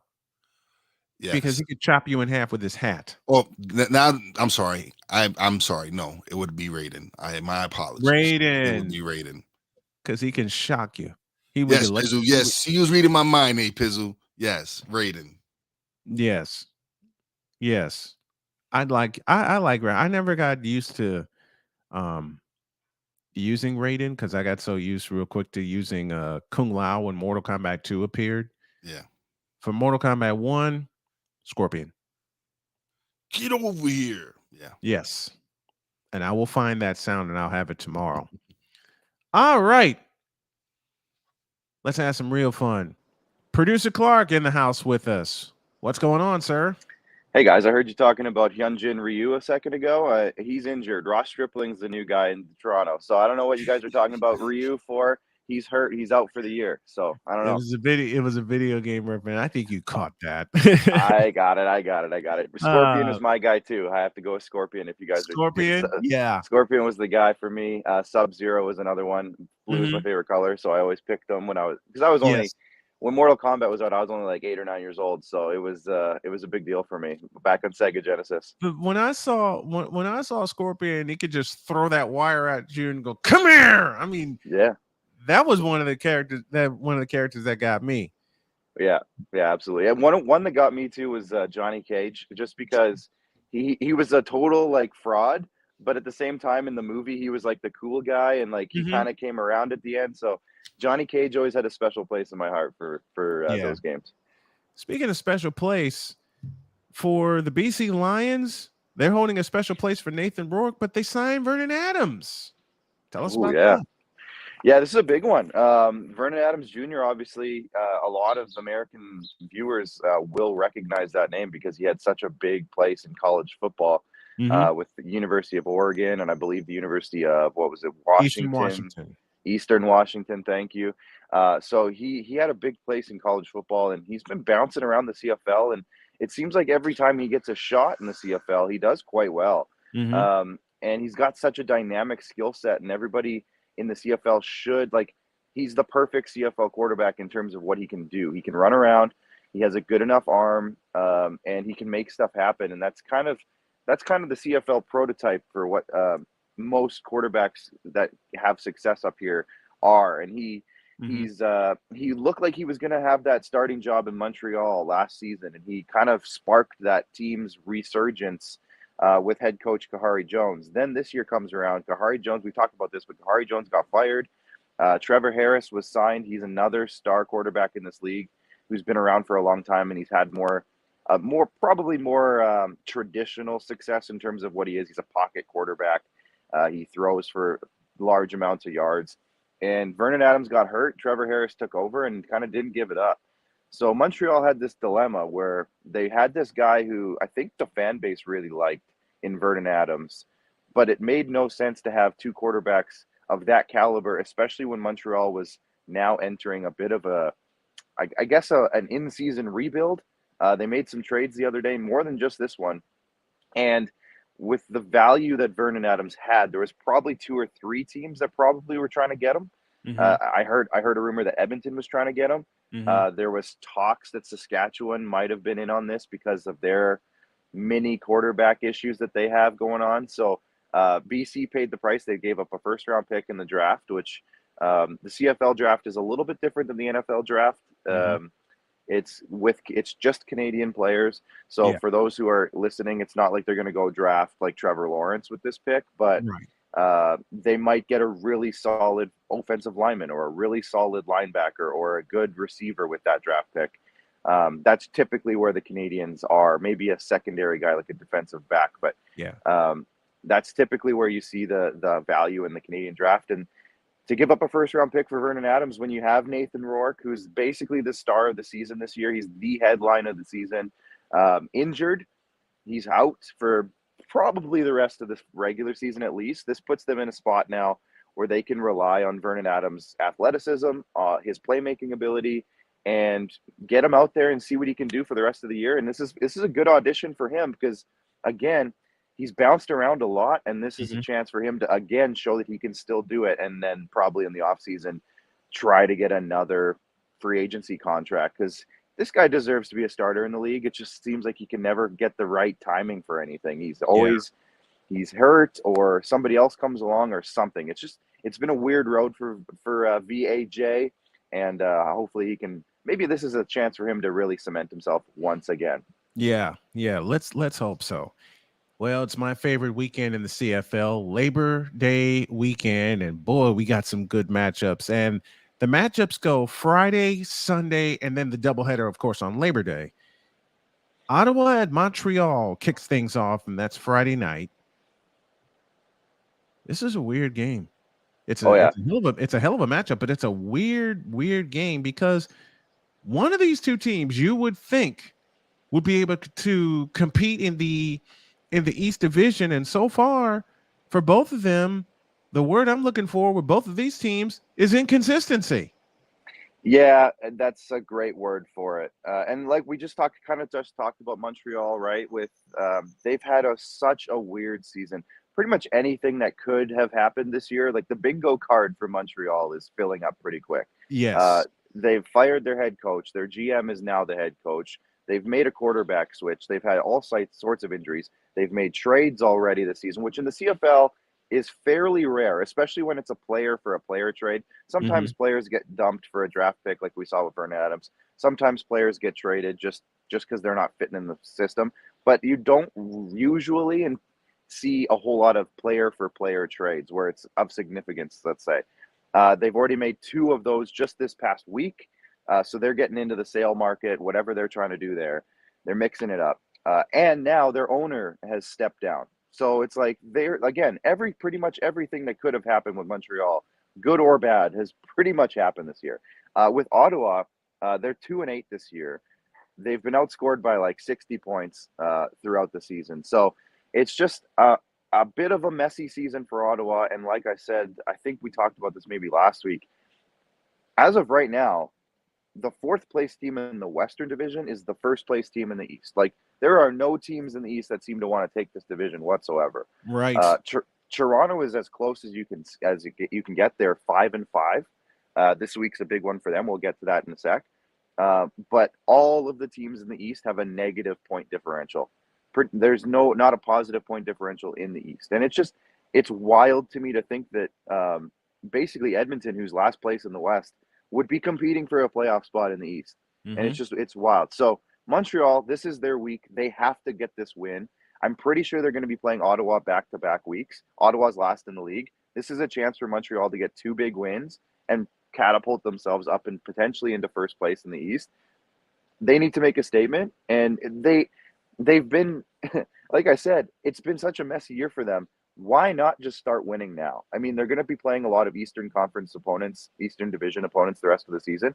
Why not start putting together a couple of wins and seeing what you can make out of the season and get going a little bit? I think they have a great opportunity in the next 2 weeks to do that. So look for Montreal to maybe make a statement in the next couple of weeks. It is week 13 in the CFL. It's Labor Day weekend, and one of the previews is out of the way. The champs go to Saskatchewan. And again, there's the word that I'm looking at. It's inconsistency, especially when it comes to Saskatchewan with the Cody Fajardo situation. Winnipeg is solid. They've only lost once on the year, and that came down to the last play of the game. It came down to the last minute of the game. I beg your pardon. But with Saskatchewan, a team that was seen as a competitor, they have been, but then they haven't been, if that makes sense. Yeah, another weird season for sure. We are hosting the Grey Cup here in Saskatchewan this year. So usually when that happens, it's basically for NFL fans who are tuning in here. Every year there's a neutral site Grey Cup host city, which I guess the Super Bowl also has. But typically in this league, it seems like whoever's hosting tries to load up for that season and really try to host their own game for the Grey Cup, because that's a huge revenue driver for these teams. If you can host not only a couple of playoff games, because home playoff games, the ticket gates for that are huge for your bottom line in this league. Yep.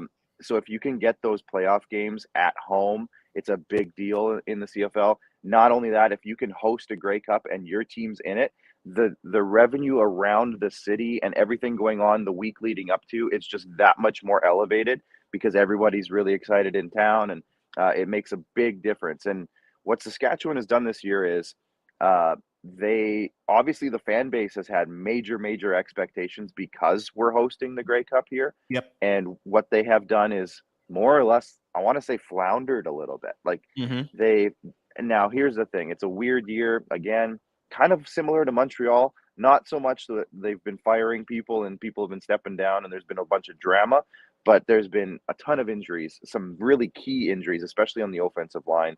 The quarterback, Cody Fajardo, has been hurt. He's been playing hurt. They've had some major injuries in their receiving core here and there. They've brought back Braden Lenius, who, for any Falcons fans down there, was just with the Atlanta Falcons, and he just got cut by them. And now he's back. He's back in Saskatchewan, and he's a 6'5". He's a tight end essentially. I think he was trying out for tight end originally in the NFL, and now he's back down here in the CFL. So he's a big body. He's Canadian, which makes a big deal because there's a ratio rule here. You have to play a certain amount of Canadians in the CFL. So he adds to that, and he's back now in the fold. He's going to be playing this weekend, from what I hear. So there could be a bit of a rejuvenation of the offense in Saskatchewan, hopefully, with him coming back. They have a couple other receivers. Kyran Moore comes to mind. He's a shifty, smaller Wes Welker style receiver, but maybe a little bit speedier. So he's got some playmaking ability. So if we can get some guys going, maybe this offense turns it around. Maybe Winnipeg's not expecting it, but at the end of the day, Winnipeg scored 100 more points than they've given up this season. They're dominant. They have the guy, Zach Collaros. He's now with Nathan Rourke out. He's been the best quarterback in the CFL this season, hands down. So their defense is stellar. And they're looking at Saskatchewan now back-to-back weeks as a chance to kind of put their stamp on the West Division and just kind of take over. So I don't see this being a very easy contest at all for Saskatchewan's sake. But if they can somehow pull out this one, Saskatchewan historically has had an ability to have a really good second half, especially after Labor Day. They gained some momentum. Historically, they're very good on Labor Day. They've won a lot of these games, and for fans, this is like the rivalry weekend. If you haven't caught that yet, yes, it is. And we play Winnipeg every single year on this week. It's always Winnipeg, and historically, Saskatchewan has won a lot more than they've lost this week. They went on a streak, I think, like 12 years in a row or something. They won this game, so this is a game that means a whole lot. And if they can win it, who knows what they could do the last 7 or 8 weeks of the season. And if they lose, well, it's kind of the opposite. Is that it for this year? If they lose this game? Well, like I said, they're 4th in the West right now, and technically they would be 1st in the East. So they probably, the Rough Riders are still going to probably cross over in the playoff scenario. There's a good chance of that. So if they don't win this game, the crossover chances are still very high. So they'll still probably have a great chance of going eastward. But man, the path when you go east to that crossover for the playoffs, it's not easy. It's never been easy. And historically, I don't think anyone's ever won a Grey Cup in the crossover scenario. So it's not easy. But they still do have a very good chance, and they need to get rolling. They need to get some guys clicking and gelling. So this is a big week for them to show that they still have some fight left in them. We'll see. Again, it's Winnipeg. It won't be easy. Let's just say that. It won't be easy. When you're facing the two-time defending champions. And of course, it's at Mosaic Stadium. Sunday night, 6 p.m. is the kickoff time. Now we go to Labor Day. And like I said, this is my favorite weekend in CFL action, and this is the first full season I've dived really deep into CFL action, and having you helping to break it down has really helped. You and Rod, and thank you, Rod, for coming on earlier today. Let's go to Labor Day. You got this matchup again, and you made a plea to one of these two teams to take over the East Division. somebody, one of these two teams, because it's come down to Toronto, the Argonauts, and the Hamilton Tiger Cats, and they're playing at Tim Hortons Field. And I've got to try Tim Hortons coffee. I promise. I promised y'all I would, and I will keep my promise. I got to get a hold to some, and it's probably going to take, wife and I going back on the road to find Tim Hortons and have some Tim Hortons coffee. But it's at Tim Hortons Field. It's a 1 p.m. kickoff because it is Labor Day. How's all that factor in for one of these two teams to finally seize control of this Eastern Division? Yeah, this is Toronto's game to do that. And Hamilton, they've been given chance after chance, and it doesn't seem like it's their year. They can't seem to put it together. They're 3-8 this year. They have some good players. A lot of their better players that they've had for a while now are getting a little bit older, and it just doesn't seem like this is their year. And not to say that they won't win a few games down the stretch, but man, they can't seem to get anything going. Whereas Toronto, they made some splashes in free agency. They brought in a bunch of pieces. Their coach is fairly new, Ryan Dinwiddie, a former quarterback in the league. And I think they just they're taking a little bit of time to kind of get established as a team and a staff and all that. It just seems like they haven't kind of found their exact niche yet, their roles. Maybe they haven't fully identified it. So they're growing as a team as the season goes along. They're easily the better team here, and I hate to say that because, like I said, Hamilton should be coming into the year. They should have been a definitely high playoff contender. But and remember, Toronto, this is a team that competed in the Grey Cup multiple times in the last few years. Multiple times in the last few years, it's been Hamilton in the Grey Cup. So this is Toronto's week. They need to take this week. This is the week they have to win this one. And on the road in Hamilton, is the Saskatchewan of the East. They're the best. They're one of the best fan bases. It's one of the hardest places to play. No offense to Ottawa or Montreal, who also have really good fan bases, but Hamilton's a great stadium to play in. And if Toronto can go in there and kind of wipe their feet on the Hamilton Tiger Cats, I think this is their week to kind of establish what they are and who they are and take over the East. And if they can win this one, again, it's kind of like Saskatchewan and Winnipeg. If they can win this one against Hamilton, which is their longest time rival in their building, this is a big momentum builder for Toronto. So they need to take this one. I want to say that they might be able to win this one by like 2 touchdowns. They need to like take this one and show everybody that they're the team that they should be. So this could be a big one for them.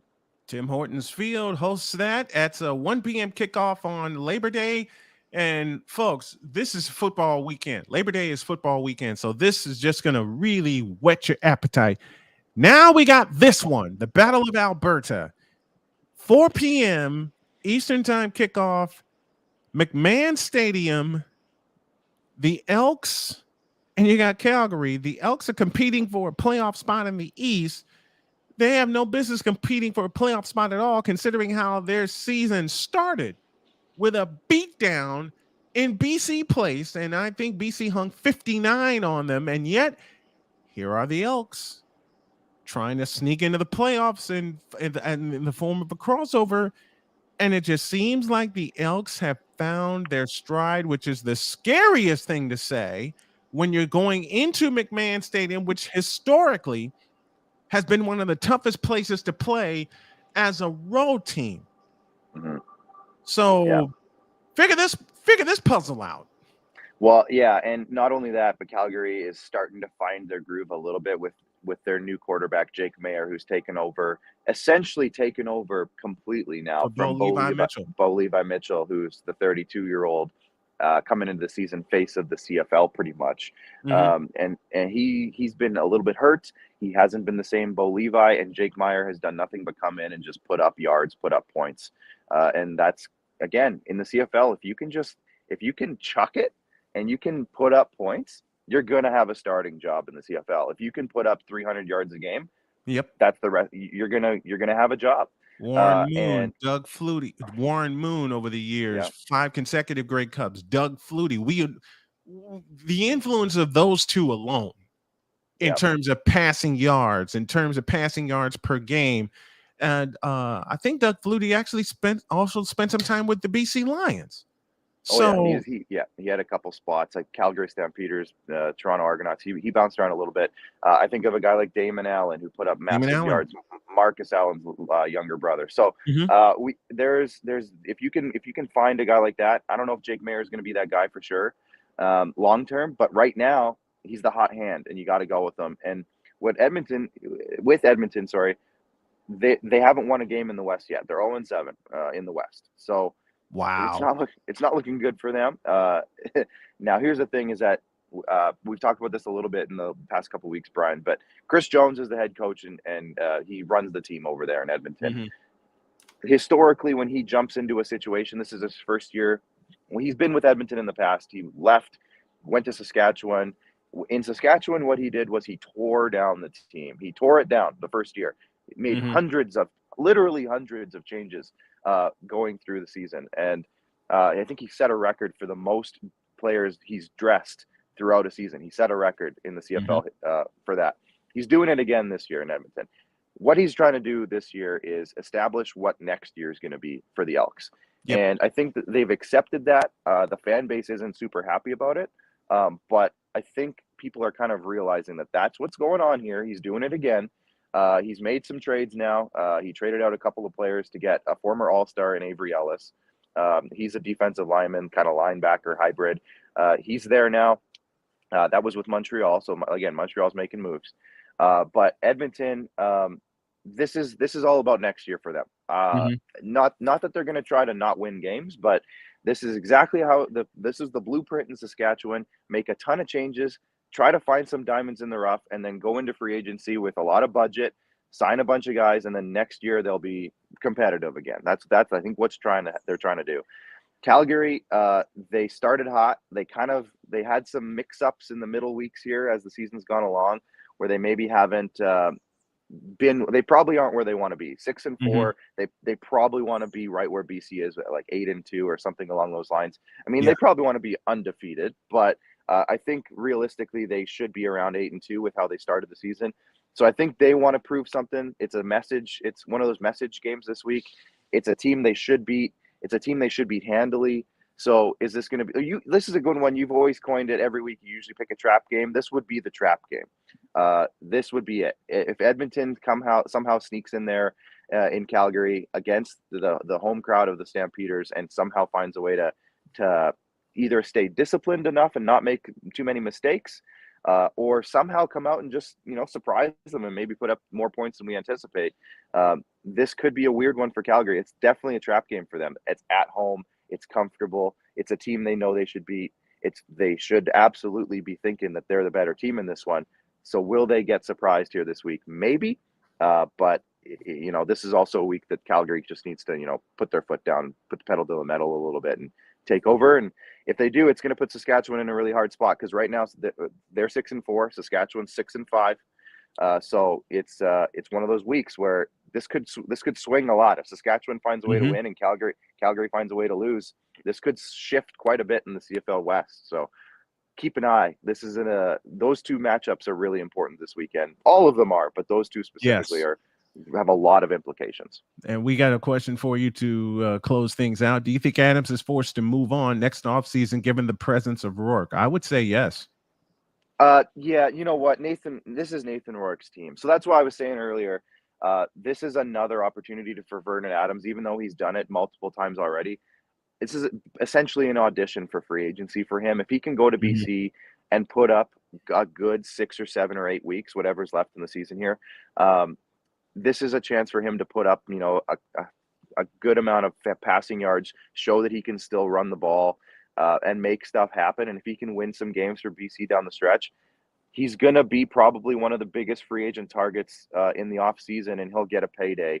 Yeah, and he should be a starting quarterback still right now in Montreal. But absolutely, with the way things went there, this is a good opportunity for him to say, hey, Edmonton, do you want a starting quarterback? I'm your guy. Or hey, Ottawa, do you want a starting quarterback next year? I'm your guy. Or maybe Hamilton's looking to make some changes. I'm your guy. So he's that guy in this offseason, and I hope for the best for him. He's a great dude.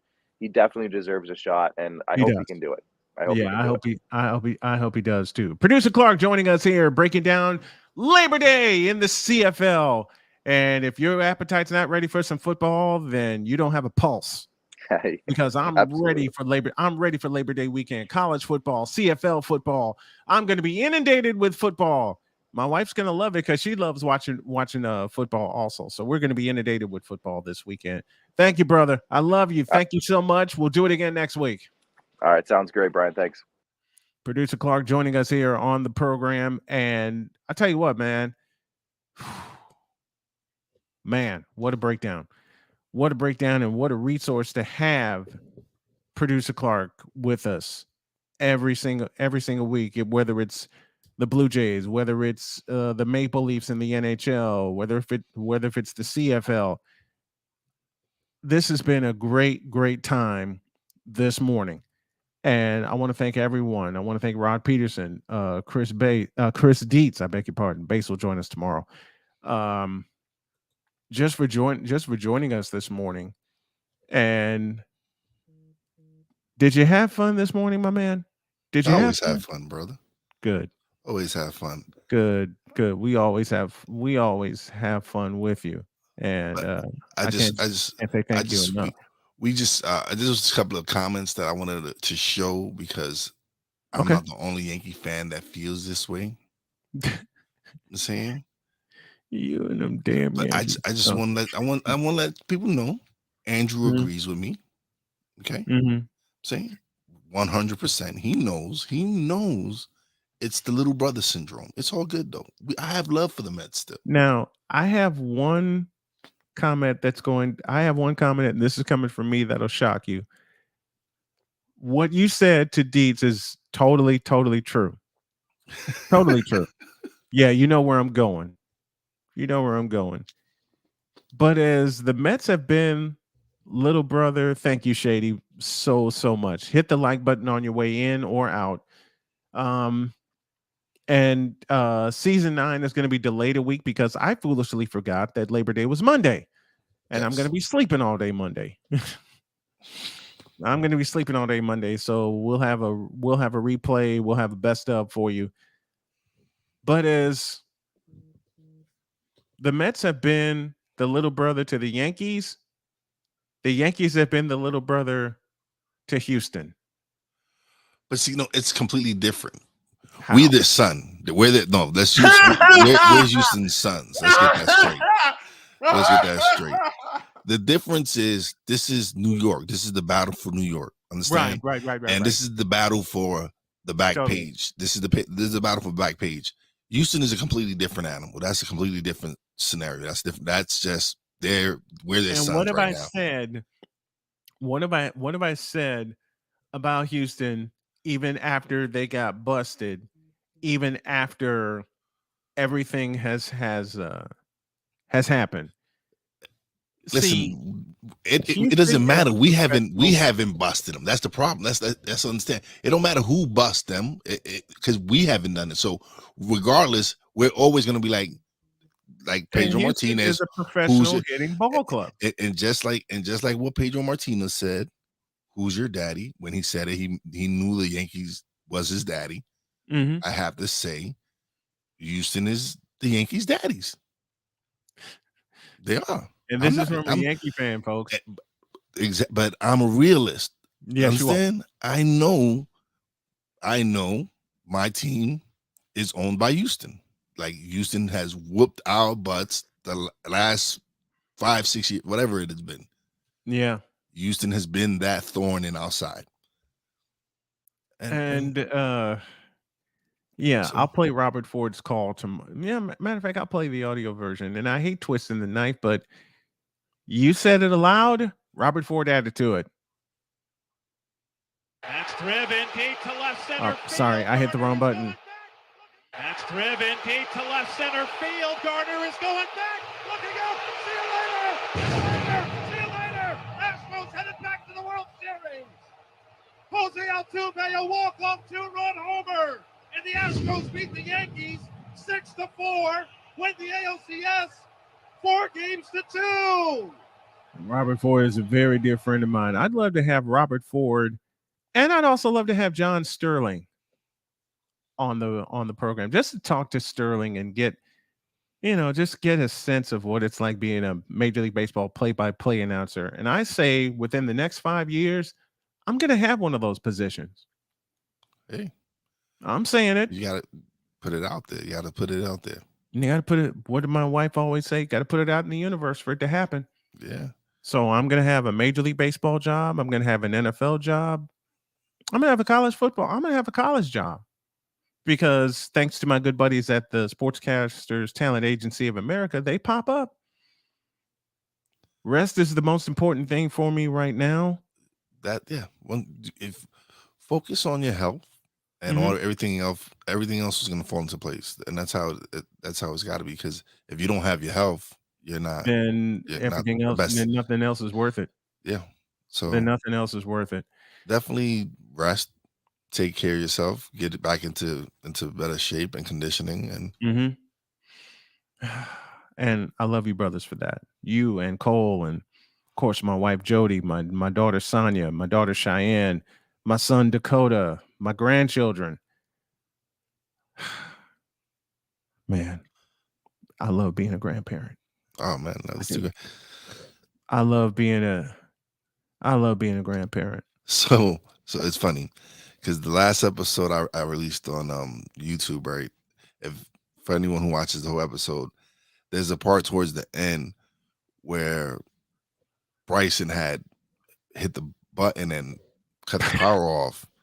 So I'm in the process of saying something, and I just freeze, and you can see my guest like, "Hey, you there? You there?"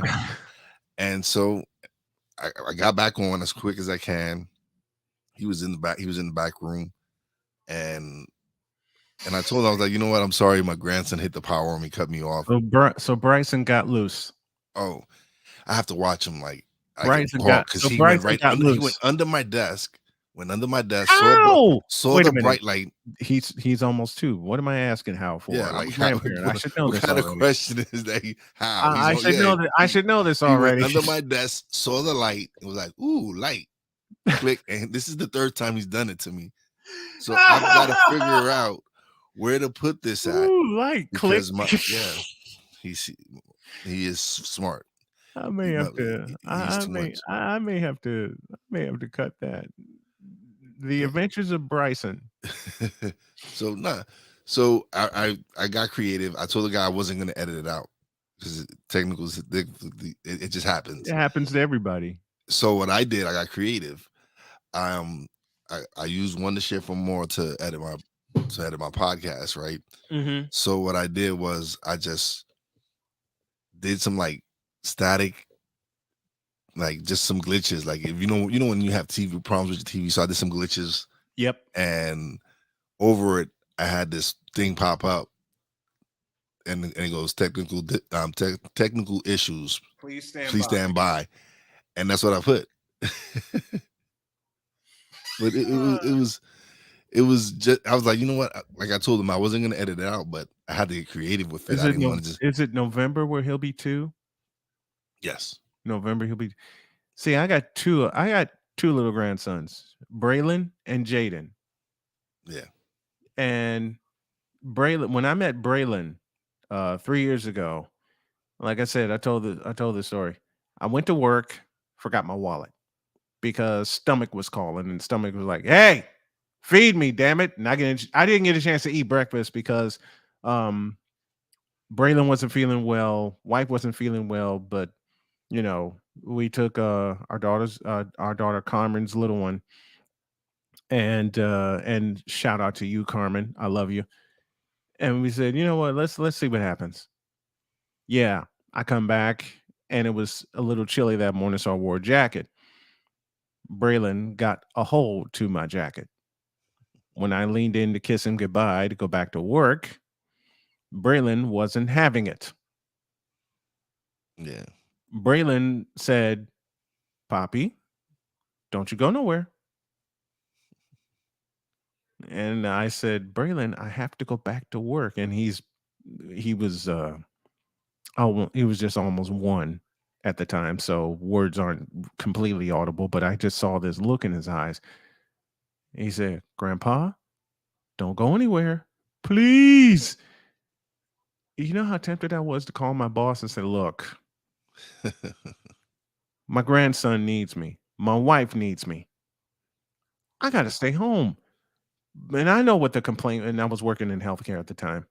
I know what the complaint would have been. You just got here.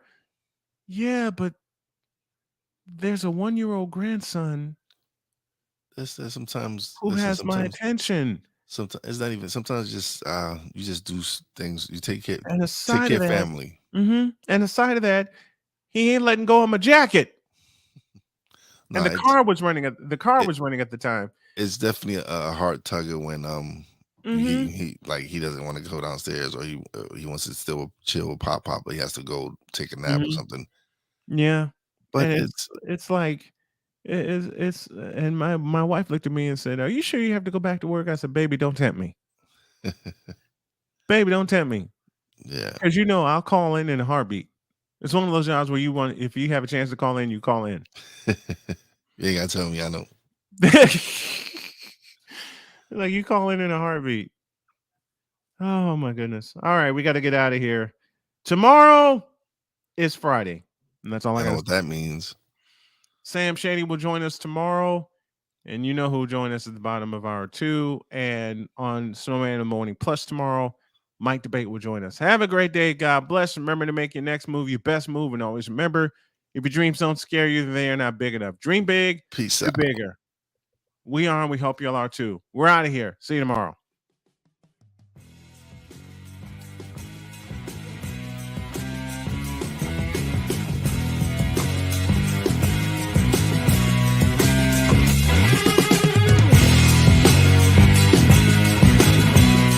Thank you for tuning in to Snowman in the Morning with Cole Johnson, the hottest of hot takes and the coldest of cold, hard facts.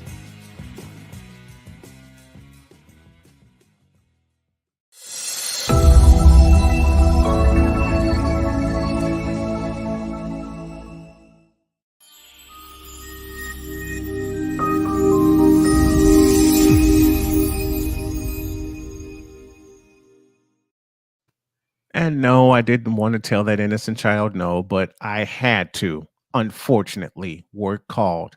See you tomorrow.